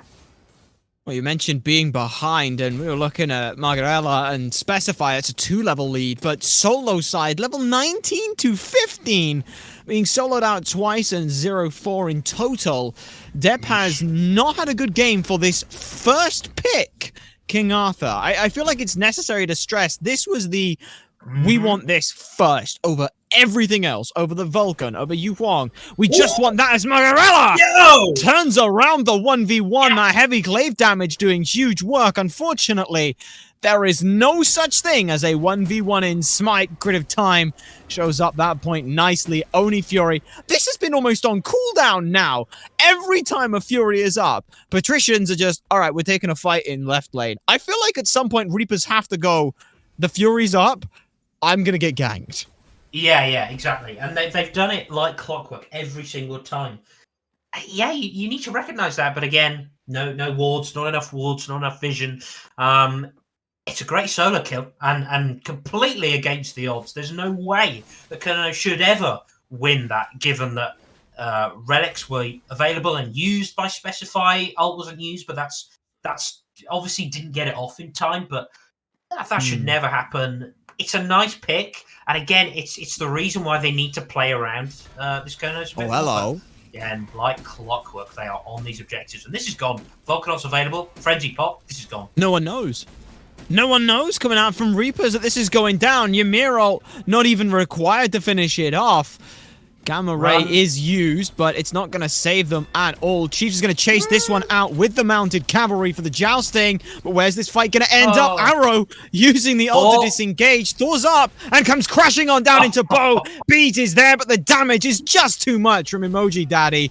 As they're going to keep diving this one. Chiefs can tank this up long enough for Storm to come around the side. This could be a big freeze, but unfortunately can't quite find it. But the wall is huge, doubling up. Arrow forced out of the way of safety. Will get a great sash back in, though, and shuts down Emoji Daddy. Ram, well on the other side of this fight, will have to go ahead and settle for the tower. Thor does find the last shot. Grid of Time doing work here, and this is where things get very scary. But Nanos is here, looking to try and arc this one out. Russian style sees 3 members, and unfortunately, they just can't keep this fight going. Members are low, but not taken out. Okay, so you take out this Vulcan.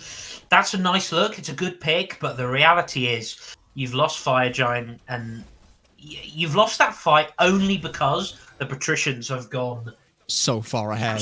Absolutely crazy, and they've kind of done probably a little bit too deep with that Grand Joust ultimate on a tank. A little bit too far.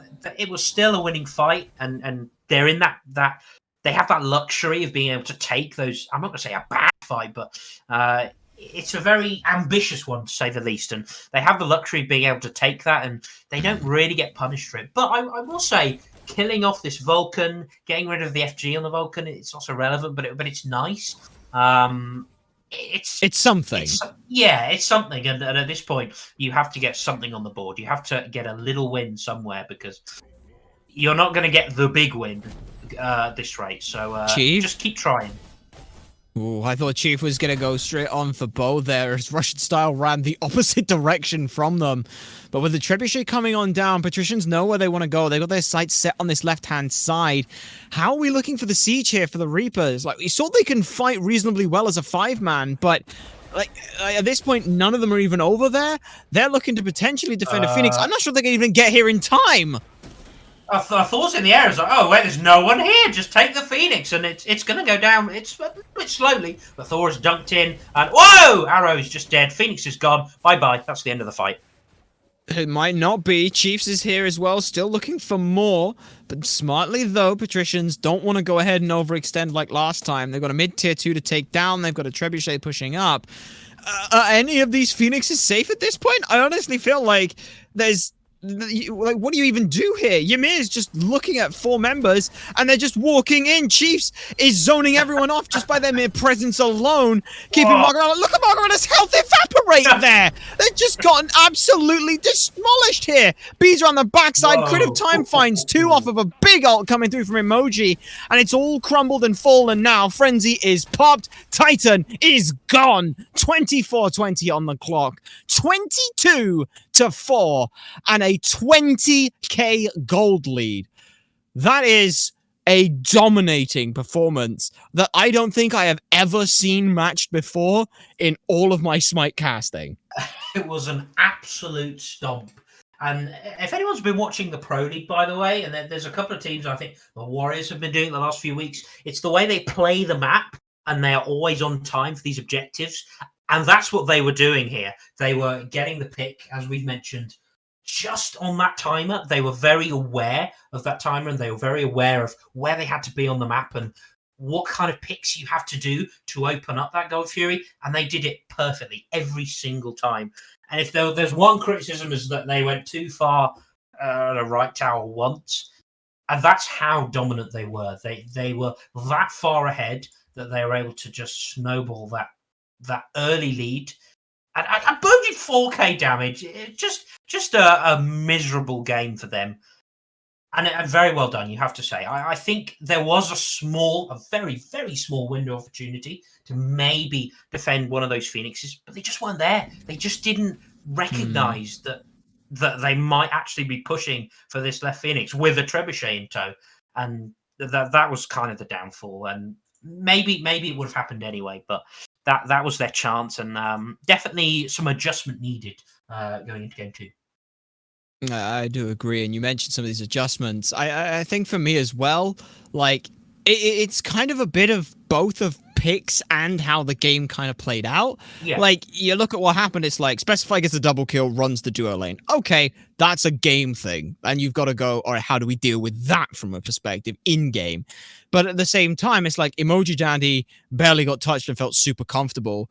Crit of Time and Storm could set them up super well, that it kind of felt like if Specify wasn't ahead, Emoji Daddy was going to be the one who has this super impressive game. So for my money, like, I think it's got to be like just this core 3v3 in the mid needs some adjusting.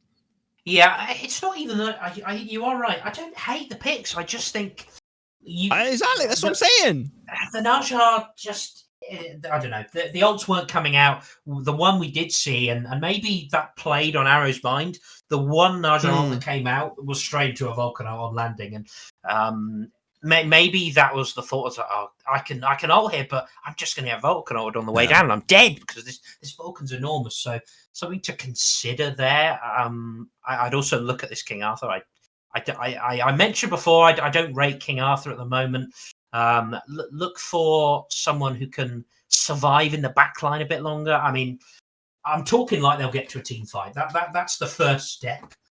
Yeah, that's a get through the early game, get point. through the laning phase, and then we'll go from there, one step at a time. Well, one step at a time is how they're going to have to take it, and they'll go back to the drawing board and get things set up for game 2, as will we. But to do so, we are going to go to a quick break. So if you need a refill on your water, check your posture, do a nice stretch, or any of the other things that you've been putting off for the rest of the day, go ahead and do them now. And when we get back, we'll have game 2 of the set.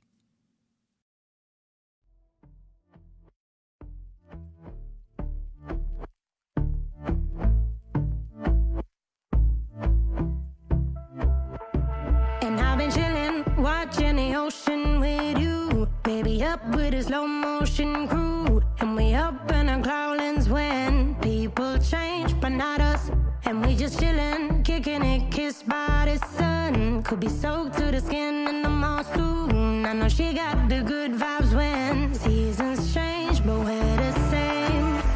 Even if I lost all my money, the zero runs deep, honey, and I don't need to speak a single word. You got me holding, even if my jokes aren't funny, my tongue tied up on it, and I don't need to speak a single word, 'cause you got me holding.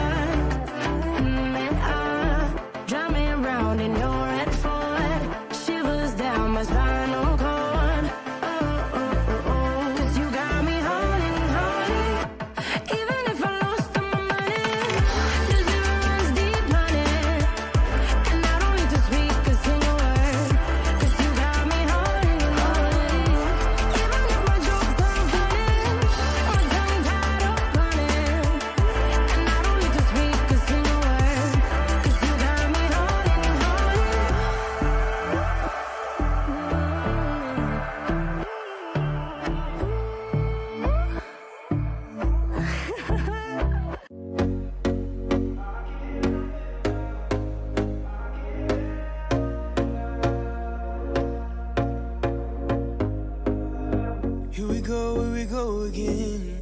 Trying hard, but you wanna be my friend. Ain't no place to hide, ain't no one to run to. Here we go again. Call my bluff, I'ma be here till the end. I'm the one you ride, I'm the one you ride to. If you don't wanna change, ain't no place to hide, ain't no one to run to. If you don't wanna change, I can help you out, I can help you out, I can help you out, I can help you out, I can help you out, I can help you out. Here we go again. Time is up and I'm calling up my friends. Ain't no wonder why, ain't no one to ride to. Here we go again. Call me up and you wanna be my friend. I'm the one you ride, I'm the one you ride to. If you don't wanna change, ain't no place to hide.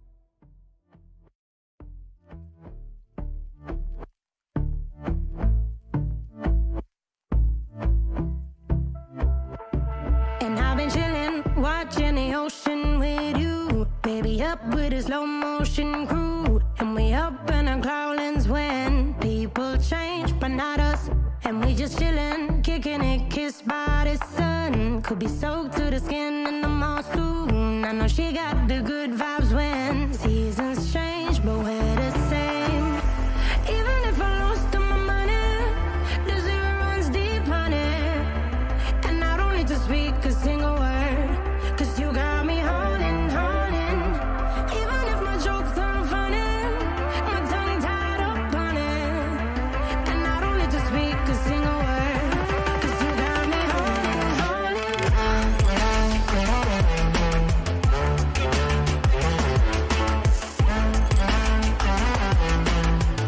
'Cause you got me holding, holding.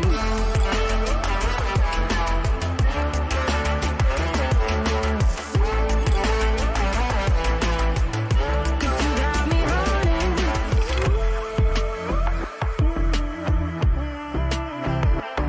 And I'll be running, possessed by a low, low voodoo. Fired up like a wolf on a full moon. And we're stuck in a la la land. The tides will turn without us.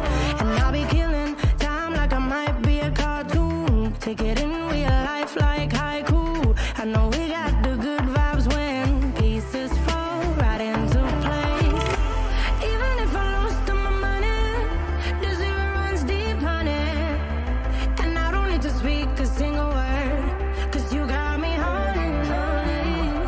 Even if my jokes aren't funny, my tongue tied up on it. And I don't need to speak a single word, 'cause you got me holding, holding.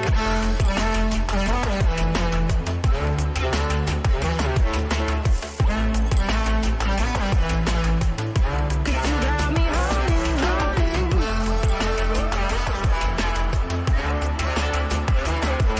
In 25 minutes and under, a 20,000 gold lead and a near 20 kill lead was established for Patricians and the team comp. Reapers came in with a game plan, and unfortunately, it all kind of just fell apart from minute one. Back now to square one here in game two.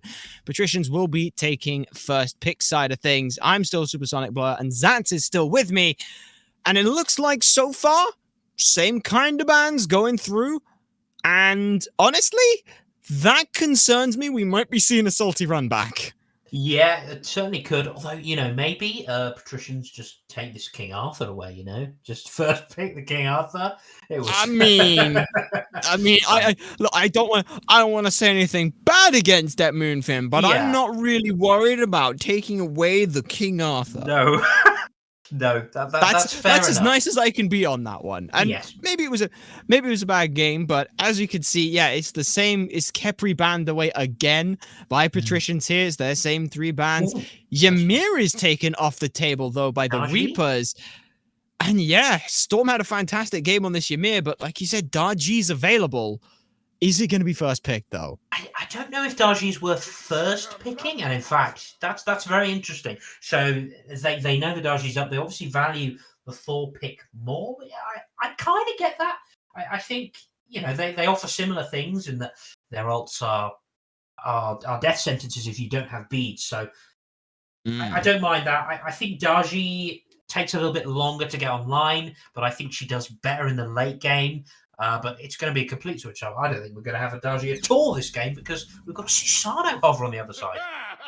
Well, it's not just a hover. It is locked in. It's a very different look here coming through for Arrow. Last couple of games, they've been more sort of team fight orientated, big burst ultimates. But Susano looking to just try and chase you down. And Eset as well here. So it looks like Bo's going to go ahead and bow out from the Yu Huang, but it does technically leave that open for the Patricians as well here. What is the sort of thought process behind these two drastic change-ups? I don't mind it in regards of game one was really, really difficult. We kind of got stomped. Let's just play something else. And I understand that. I think Eset is an odd choice to go to. Maybe it's going to support, actually. I wouldn't hate that so much. I don't value it in mid, really.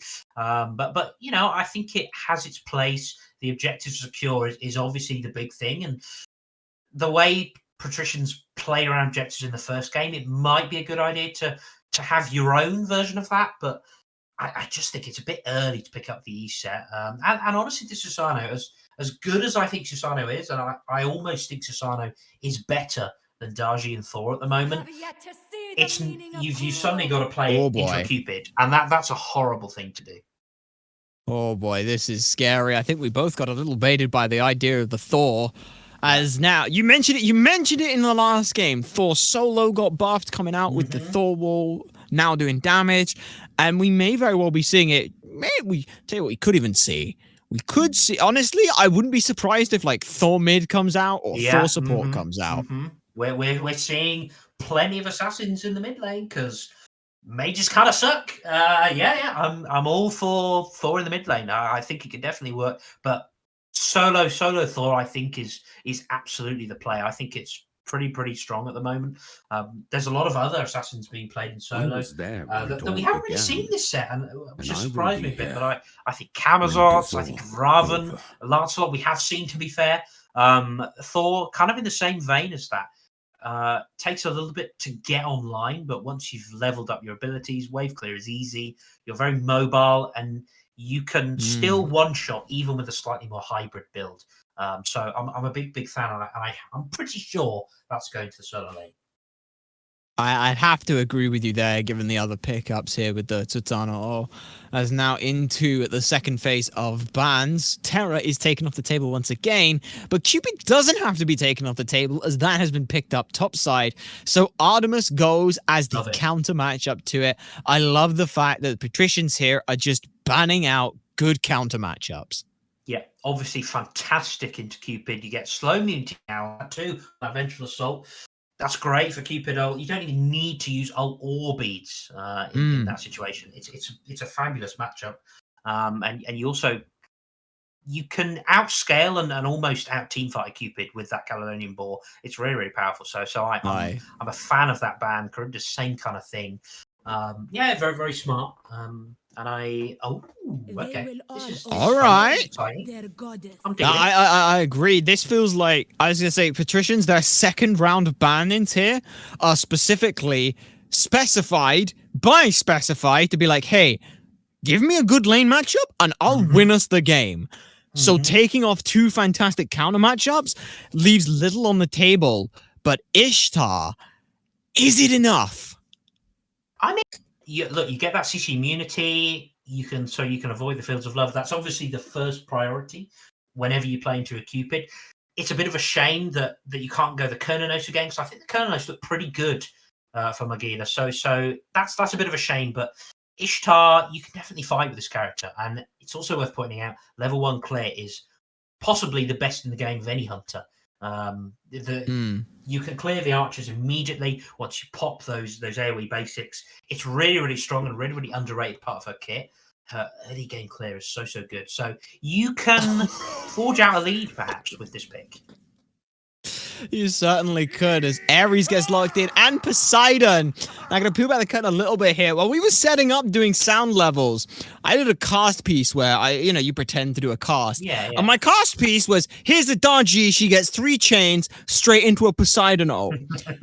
I might have predicted the future with that one here. We'll have to see. Poseidon locked in, finishing out this whole comp. This just screams to me, pull people into the big circle ults. Yeah, I think Poseidon is unbelievably good at the moment. He builds all the good mage items super well, and they've got everything you need to set up for it.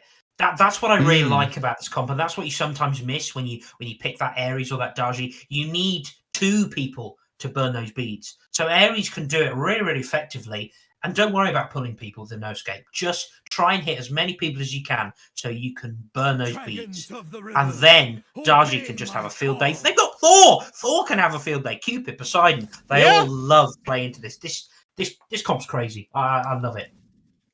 I got to agree with you there. It's pretty disgusting, and I think that's also why we're seeing this Yu Huang picked up. It may have been that Eset was going to go into the mid lane, and they changed it around. Maybe it was going to be support all along, but either way, I think Bo is looking at that comp. Goes, no, I want something with CC immunity that's not on, not on 100-second cooldown or more with beads. So I don't mind that pick up there. Though important to note is it is crippled. If you are crippled, you cannot use that ability, and we have Cupid, we have Ares, and Poseidon cripples. So good luck. That's about the best I can say here. Yeah, I actually think that Poseidon has one of the worst matchups for Yu Huang, because you just can't get into that Celestial Flight when you're in that whirlpool, and that means it's free Kraken. You have to be there as it's free Kraken, and that's even worse when you see all the CC that the Patricians have. So I kind of don't like this Yu Huang. I understand the need to have 2 forms of CC immunity in the kit. So just because there's so much of it, I understand that. But honestly, that does concern me, because I think it's such a counter matchup. And I don't know. It didn't go well last time. You kind of had no pressure with it. I don't know if it'll be any different this game. We'll have to go ahead and find out here. With picks and bans done, Patricians need to win just this game, and they will win the entire set. Reapers battling back from the deficit. Let's see how this game is won. And interestingly enough, it is going to be where we thought everyone was going to be. Chiefs is on this Thor solo versus that Moonfin on the Shiver. Of Time will be taking the Daji versus Magalia, who this time is going in the jungle, as Arrow is going to go ahead and take on Ishtar here. So a little roll swap here for the Reapers. Interesting. I mean, Margela was possibly one of their brighter players in game 1 for the Reapers. So maybe put them in a role where they can kind of control the flow of the map and the pace of the game a little bit more. That could work, and I hope to see that it pays dividends. I'm sure it could. Oh no! Yeah, got to be a little bit. Yeah, careful. It's warrior slap fighting in the solo lane at level 1. It's not the most scary thing. The thing that is scary is if you clear the way first. That is level 2, and that's where things get to be a problem. I was worried if that would happen, but unfortunately did not. Junglers are looking around this way, looking for a cheeky pick here if they can, but it is spotted out right now, as Dualane feeling a little bit better this time for the Reapers. And it's worth pointing out that picking Ares into Eset, that's kind of rough for you. Eset has 2 ways of interrupting 2 of your channel abilities, so a nice little matchup there. I'm a little surprised how quickly the Patricians were able to get to wave. And it actually gave them the pressure, even though, as I say, Ishtar and actually Eset, it's very good clear, but they've been out-cleared. Crits here, still level 2. It's just Storm going ahead and walking on up. There's the ball that's going to try and stun 1, but it might not be enough. Stun is there, and Crit of Time will grab first blood, looking to pressure out this duo lane, just like game 1. Yeah, it's just a bit too easy. I mean, look, it's a good rotation, and ideally you'd get a call there, but I like punishing this ESET. I think it's a very good idea because ESET support behind.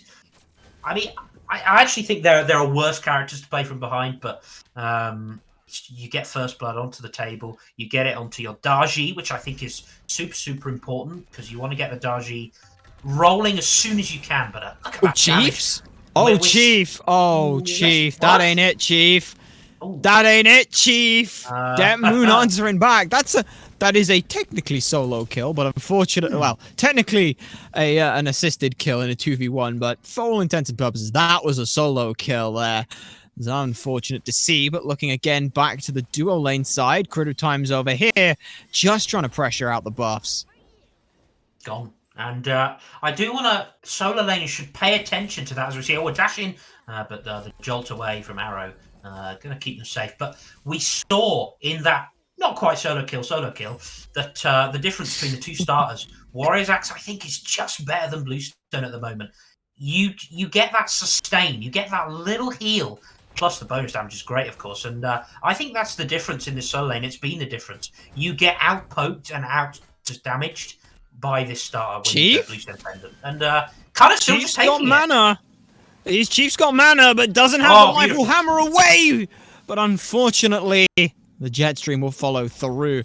I love that there. Dead Moon secures their jungle buff, doesn't even pick it up, comes back to pick it up later, and then gets that. Because they already got the blue buff from an invade previously, so it's like, well, I don't need the second one. I'm just securing it.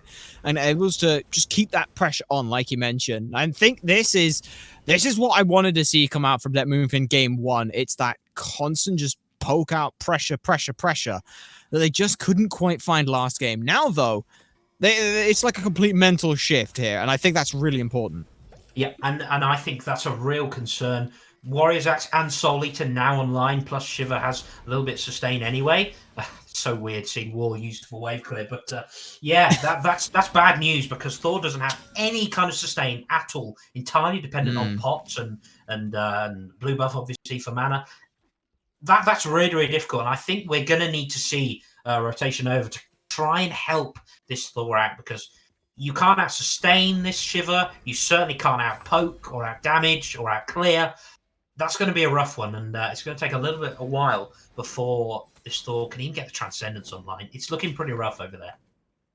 It is, but when you take a zoom out across the whole map, it's only 1-2, and the gold lead is barely over 100 gold or so at this point. And with that sort of offset between these two lanes, if you are on Patricians and versely Reapers, you got one lane that's doing well and one lane that needs help. How, do you just go ahead and say, let's push the lane that's ahead even further? Or do you try and regain control in the lost lane? I almost think normally I'd say focus on getting someone else ahead. This is such a bad matchup, though. And I think Chief has done himself no favors. But this is such a poor matchup. And Thor from behind just kind of does nothing. Because you can't build Thor like super tanky. But no, this is very, very aggressive. Yo, look at Emoji looking to try and grab away a buff. They go ahead and grab it. Creative Time, though, is going aggressive. We'll find one. They find Bo in a good spot. There's the cripple. They can't get away. They'll grab the beads. And they try to go up but couldn't do so. Storm takes them down. That Moonfin finds Emoji Jaddy with the Shiva Chandava. Looking to try and put Creative Time down in a world of hurt. They're not going to be able to find it because Thor is here. Dunking down. Creative Time on the barest of HP goes away. It is a 3-for-1. Emoji Daddy, with the aggressive play to steal the Greater Scorpion, results in their death, but also 3 kills, so worth, right?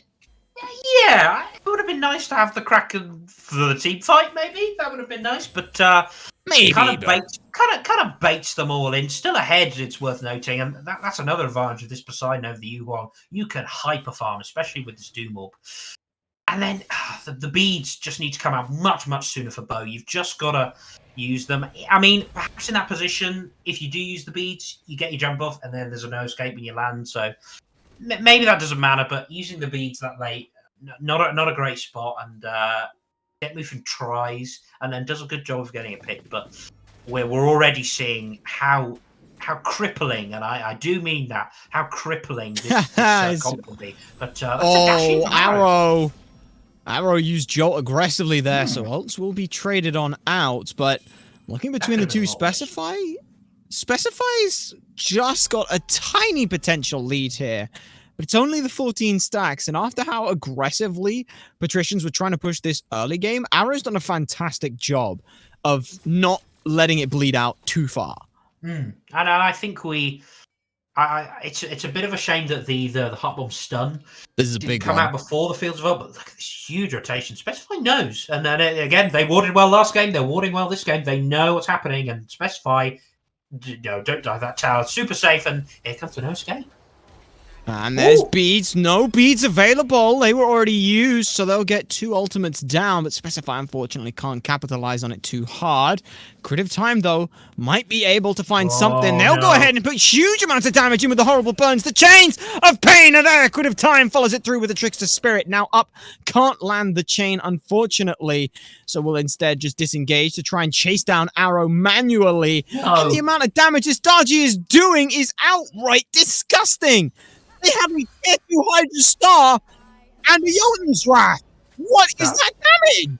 That's ridiculous. And we're seeing the advantage of going one of the maces as opposed to Transcendence on this Dargy. It's just ridiculous. The fact that the Dargy also got a nice early kill, it's kind of spiraled this game out of control. And while Margila, I thought, was looking good early on, somehow fallen really far behind. And perhaps that's looking too much to make plays and get your other lanes ahead while ignoring your own farm. And I think that's the problem here, because Dargy has managed to do it without sacrificing farm, and that's a real concern now. Only just in level 7 now is Margila on this Hisano. It's been a really good balancing act between getting your other lanes ahead and making sure that you still stay relevant. And now I'm starting to see what Captain Twig and Genetics have been talking about. If you look at Twitter with either of those, it's like, Morrigan, AMC, Emoja, and Dargy are like stupid strong. And it's like, you know what? Having just witnessed that, yeah, I can certainly see why you might put Dargy as a kinda nutty strong god. Yeah, she's just crazy good with the sheer burst she has. She's great at farming, so much mobility, and it's the fact that you're always relevant, because that ult is always nice. The fact that she's got an early lead is good, and then gone some good aggressive items, so the damage is always going to be relevant. And it's also the fact that you can kind of hop onto that power out in a late game team fight, having blinked in and done all of the health of the enemy mid laner, and then you just hop up on the power layer and no one can touch you for the next 5 seconds. It's absolutely ridiculous. And if you pull someone, if you burn their beads, if you just do damage with the chains, then even better. It's a crazy good pick, and it's not being punished, unfortunately. And I think a lot of that is on this E-set. Russian style needs to kind of be on this Dargy to stop them, using the channel and stop them hopping into the ult with these silences and with these stuns, because that's the best way to shut down a Dargy. It might very well be, but then you got to worry, how do you shut down Emoji Daddy, who just walks on through to everyone? Beads were pulled by Russian style. That's going to grab their ult. They won't even get to pop it in time. Specify cleans that one up. A perfectly executed little pick there. They were after a red buff, but they'll take the asset down. Now 0-2 at this point. And nearly 11 minutes in here, the gold lead has substantially grown in favor of Patricians, but this time, no Gold Furies, no towers, no Pyromancers. This is just straight out farming and out muscling what Reapers can do. I was going to say, though, they haven't quite been on these Gold Furies as much as they were in Game 1. 11 minutes and no Gold Fury. That's crazy numbers for these boys. But, yeah, very much in control. I'm surprised they haven't looked at it yet, but I don't mind the patient game. I think they're probably enjoying the luxury of being able to burn beads so freely, and it just means these fights are always going to go well for you. There's not really anything to do in response. I think Margila's going to have a really rough time killing anyone this game, and that's aggressive from Emoji Daddy. And the damage is even so far. It certainly is, but Russian's got no beads, so this is just going to be walking them down. That's just clinical. It's like, hey, there's someone pushed up with no beads. Doesn't matter who it is in terms of like, oh, it's the support, oh, it's the ADC. It's someone without beads who you can kill. And they were just in the middle of mid lane. Yep. But you can't step up that far. No, not allowed. Not allowed. And Emoji Daddy is in this position where I'm not scared of this Susano. This Susano is still level 9. Has just gone into Transcendence, which I think is an absolute crime, personally. And yeah, this Susano is not a threat. No one is a threat to any of them at the moment. So I can step up. I can take a load of poke. I can whirlpool really aggressively, and I'm not that worried about it. Agreed, and they also want that kind of aggression with this Karen's coin pickup. I'd been meaning to find a time to ask about it, but Patricians grabbed the Gold Fury. Reapers knew it was happening, but had no way to stop it. But talk to me about this Karen's coin then, as we're going to watch Magriel end up falling here, but they do just about get away, so never mind, as there's another pull. Beads are down, so guess what's happening here? It looks like we might not be seeing it happening, though. There's some good peel coming through from Arrow. The Arrows of Retribution did a good work, a bit of stunning there, and Russian Style is good enough. Thor has decided that the speed buff on Reapers is now theirs. As Grid of Time walks around the back. That was a lazy back from Russian Style, who ends up falling. Arrow now waiting out time as best they can. Just ends up falling to tick damage. Oh, no. And it's an absolute slaughter. Oh, does catch the hammer. The knockout. The knockout. Chef can fall here. Nice job from Mufin. And whoa, everyone's going mad. Emoji Daddy's actually really, really low. Forces both relics as well. What is going on in this game? It's devolved into arena aspects. I have also realized as well, I've been calling Chef Chief this entire time. There's no I there. That is Chef. It is Chef. Well, we both did it. we have. I'd rather be a chief than a chef. No, I mean, it depends what kind of chef you are. Well, like, if you're like a sous chef in like a really good restaurant, that's the only chef I know off the top of my head. Yeah, I can't think of another one. But I guess that just answers the point. Then it is better to be a chief. Yeah. I thought I was being really clever with my pun when I said that ain't it, Chief. When they fed to Depp at the beginning of the game, they're really upset that I'm bringing back up. No, it was great. Maybe Chief Chef. That's a good one. Yeah, there you go. Yeah. That's the ultimate in what are we on about? Anyway, we should talk about this Smite game that's happening. Go ahead. Look, I'm chair 1 here. If there ain't action happening, I don't got to say anything. As we say that, Circle of Time goes aggressive, looking for Depp. They're a very aggressive play. There's Shiva Tandava, but undeterred, they just need to land this horrible burns. But the heal is just too much for them right now. Boom. So Thor will have to finish it off with the Anvil of Dawn. Oh, lovely. It's just too easy, and they're like, the back as well. Margila just not able to find anything, and there's no way Margila can get anything here. And needs to be a little bit careful. There's a 1v2, 1v3 potentially, actually. And Chef, that ain't it, Chief. Needs to be pretty careful. Hey, that ain't it, Chef. That ain't it, Chef. He's got Aegis. He'll pop Aegis. He won't buy him any time. He will end up falling. But it is still just leaving a 1-for-1. Meanwhile, the rest of the map, Emoji Daddy's diligently pushing down the tier 1. The rest of the team's pushing down left side tier 2. And looking to get him even further aggressive here. No such luck coming through with the ultimate. No beads available at the time. Dueling Dragons used to push away members, but there's a blink. This is aggressive looking for Bo, but Bo doesn't even need to expend the beads. Now Storm is... All right, this is a we do a little trolling here. Storm is tanky, but eventually either Reapers are going to give up or they're going to kill him. That's just what's going to happen here. Yeah, and honestly, I'm thinking it's the former. Depp Mover does quite a bit of damage on this Shiver. Very, very aggressive hybrid build. Nice CC. Circular protection just to rub it in. Hammer of Dawn. Oh, they're just going to absolutely evaporate Bo in the mid lane after 2 ults expended to chase out the Ares. Now we're going to see Palau come on back. Needs to find one more chain. They will find it. Nice. Shiver's doing a lot of work, though, over in the front line of this fight. Looking to try and chase this one down. Depp Moonfin will come up big after coming back from base. These knockups have been doing a huge amount of work as the Samsara helps out the rest of the team. Arrows of Retribution stun both members. But unfortunately, the damage just isn't quite there. The lead that Patricians have is still 8k, and it's still difficult. After all of that, after how great that fight went for Reapers, it still gets turned on them. And that's the problem when you're this far behind. There's a lot of fighting, a lot of scrappy little engages going on, And it's great to watch, and the Patricians definitely overstepping the mark a couple of times, and you know, you've got to be happy about that if you're the Reapers. But the reality is, while all this fighting is happening, they're not getting farm. You're not getting farm either, and maybe you get a couple of shutdowns. That's nice, but you're still not getting that farm, and that means you're still at that same deficit. So it's not helping you as much as you'd like. Because again, we talk about stuff after the stuff. They're not getting anything off of these. And in fact, they're in big trouble here.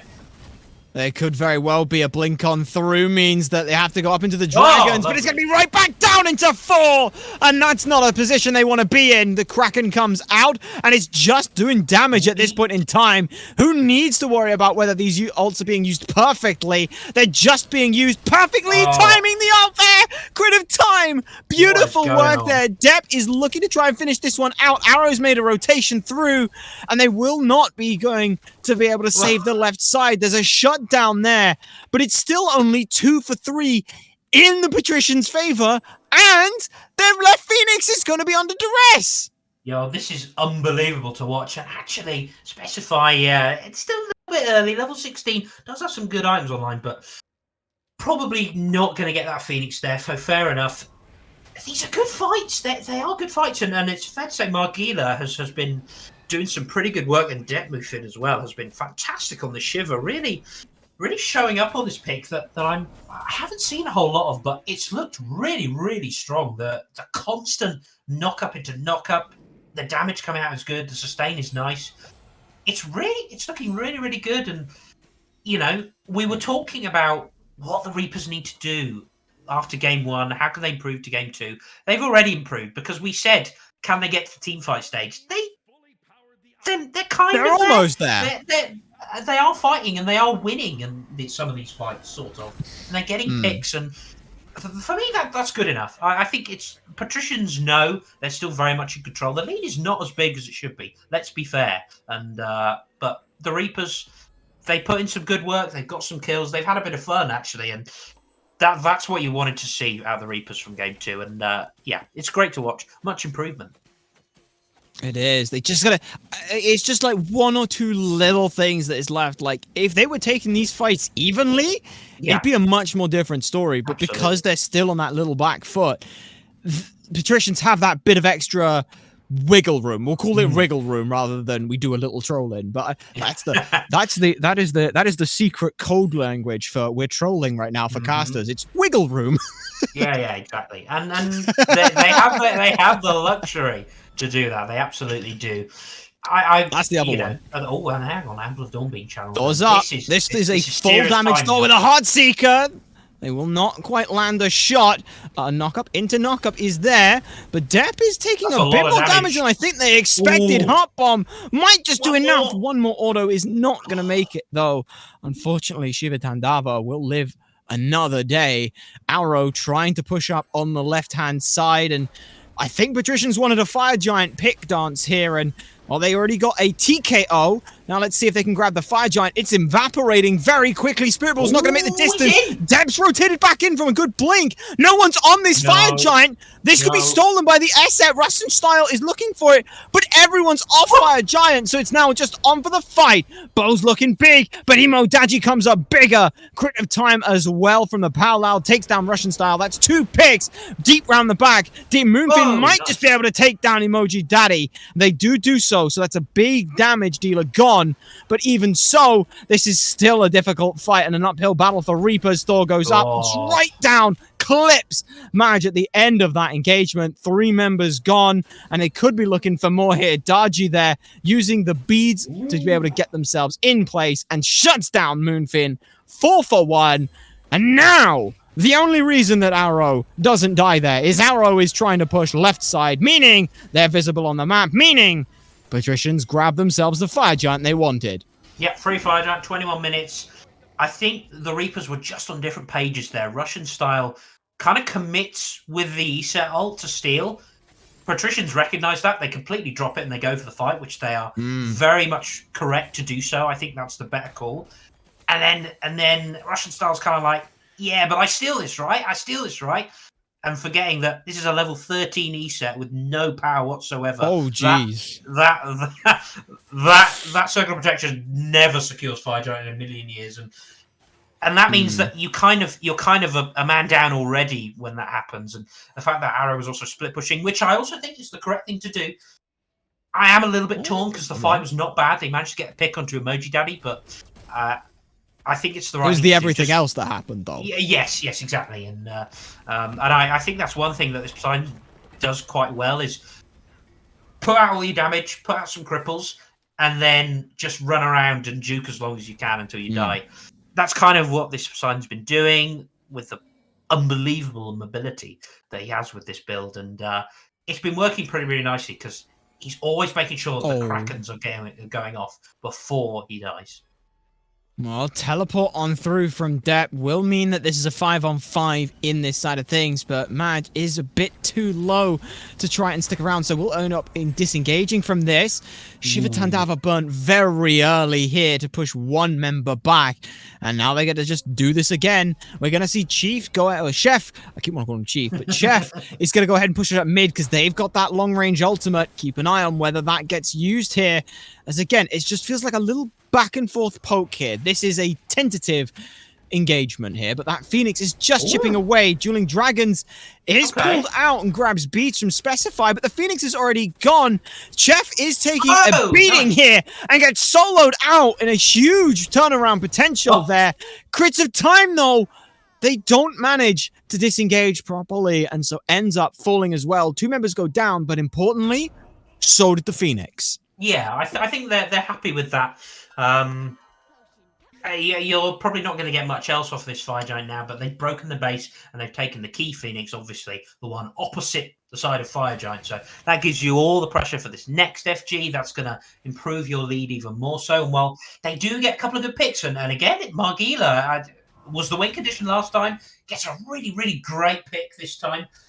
If they can do that on a backliner, and that's the difference, right? If you can Susano one shot a backliner next time, then they genuinely do have a chance. But at the moment, it's a good pick. They've lost the Phoenix, but it's not bad. It's a 50-50 one, that one. I think if you're looking at the Patricians, you're being critical. I'd have liked to have seen Ares Blink ult much sooner. In fact, the Blink wasn't even used that far, and I think just Blink ult, try and get some bubbles and some beads. And that will make things much easier. I think that should be primary engage. Ooh. Right, Chef, let's see what they're going to go ahead and cook up. They will grab the bubble. That is Margela's bubble popped at this point in time, but Chef can't find anything else to serve up. I've switched from Chief to Chef puns at this point. We're going all on with the hors d'oeuvres here. And a point you want to mention, you mentioned that we saw the Susano pick on someone, but you wanted this to be a backliner. Look at the build, like, I would actually say that, like, this is a backliner with the amount of damage that Chef has. So it's a very strange way. Patricians are kind of playing almost one front line and hoping the burst is good enough. Yeah, I think when you have this sheer amount of lockdown, you can kind of get, and they are absolutely getting away with it. Now, they are also able to get picks onto this Thor, and that's to be expected. You'd be disappointed if you couldn't. I would have liked to have seen a bit more, think how good items like Glad Shield are. You can still build those items, but this build is certainly going to work. It's not worth the game, actually. Doing his job is Chef, and that's fine. Happy to die for the cause, much like a jungler would. But what it actually means is that Crit of Time has a bit more leeway to kind of find another pick, because Chef is just distracting a target, and it doesn't matter who it is. It just means that Crit of Time gets a bit more space to work with. It does. I think as well, the nice thing this shows is from Reapers here is they're not playing like, oh my god, we're 13k down, they're going to go for Fragile, they're sieging us, we're in trouble, let's play. They are recognizing, hey, no. We still have points that we can counter punch back. We don't just have to sit here and take it. We can punch them in the face if they look at us funny. And that's what they were able to do here, is Fire Giant is back up here. Arrow still split pushing over on the left-hand side. Are you as comfortable as it this time? Because Patricians, they're just starting this Fire Giant, but Reapers are just giving it up. Unbelievable burst damage just beside this Cupid of the two full damage assassins. This is a nice split push, actually. Half the health on the left Phoenix. That's a little bit of a shame, but even though it doesn't get it, I imagine. Oh, Thor's up. Oh, no. Oh, Arrow. Oh, Arrow. Forces bees. There's the retribution arrows. Let's see whether the sustain is good. It's unfortunately not. Chef will go ahead and pick that one up. That's what happens when you order a well-done steak right there. The Chef now can just counter-push this one. Meanwhile, the rest of the team looking to go aggressive here on this side. Good blink in. Pushes members from the Reapers away, but unfortunately, look who's in the back line. It's Grid of Time. Will be able to get on out thanks to the Trickster Spirit. And out comes the Kraken as well. Doesn't find a home now. Out comes the No Escape, but no one pulled back in, unfortunately. Bubbles were popped instead, as now Fields of Love, they're still really pushing for. They specify finally knocks down one. This Phoenix has been standing a while, will now finally fall, Russian style, soon to follow as well. And that could very well just be the game. Chef gets soloed again. Not a great look, but it's not going to matter. Margaella is the only one left alive, and it looks like they're going to have to sit and watch as their Titan is going to get taken down. Emoji Daddy doing a good job keeping them busy whilst everyone else piles into the Titan. A better performance here, but Patricians still come away with the win. Yeah, I'd be happy if you're the Reapers. There's some good individual performances there. We saw at the end, and we kind of mentioned it before, that Chef on this pick, the fact that Susano was not in that right-hand side Phoenix siege at all was so damning for them, because I think Susano was absolutely their win condition.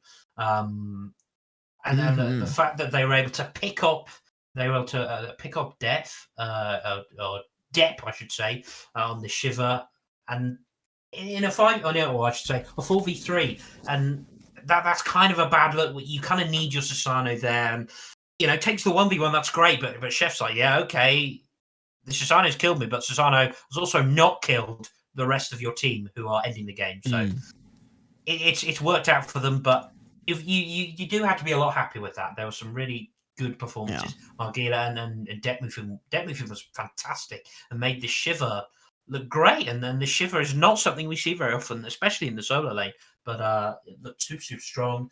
But yeah, convincing win, and shout out to Russian Style for having to build beads and Aegis on the support he set.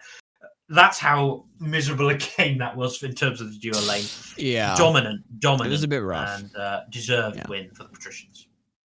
Definitely agree with you there. They came in and they played to their strengths, I think is the biggest one. In game one, hey, our Ram just got a double kill. Let's just let them absolutely dominate the duo lane, and we'll fight around every Gold Fury. And that's exactly how they gained their lead. Second game, Chef's in a bit of trouble. Well, it's fine. Let's just pressure out the other lane and try and really shove again this around. Oh, what's that? Grid of Time suddenly is popping off and going massive. Great. Let's just absolutely dump into team fights and start doing that. It's a really great work from them. And Reapers, like you said, they did manage to answer back. It was only a 16k gold lead this time, and so it was bad. They got 10 more kills than last game, and they lasted 4 more minutes than this time. So I say all those things as if it's like in a joking way, but I genuinely mean that. After game one, it's so hard to then go, all right, let's play against that same team again. Yeah, and that's what you have to do when you've been rolled like that. You just need to come out swinging and try and get some blows onto the opponent before they knock you out. And that's what they did. They got some really good hits on them, and it was fun to watch. And as I say, if nothing else, they've put on a good show that was considerably better than game one, and that's all credit to the Reapers and how well they took some of those fights. So credit to them, but credit to the Patricians. Solid, deserved wins, and very, very clean throughout. Agreed. And unfortunately, that is going to be where this ends here. This is not a best of 5 where Reapers might be able to reverse sweep. Unfortunately, that is it. 2-0 to the Patricians here. And with that, that also goes ahead and ends off our cast stuff here with the Kraken Smite League. Thank you very much to everyone for watching. Thank you as well to Printers for being here on the production side of things. From myself, Supersonic Blur, and Zats over on my chair too. Thank you very much for watching, and we hope to see you all next time.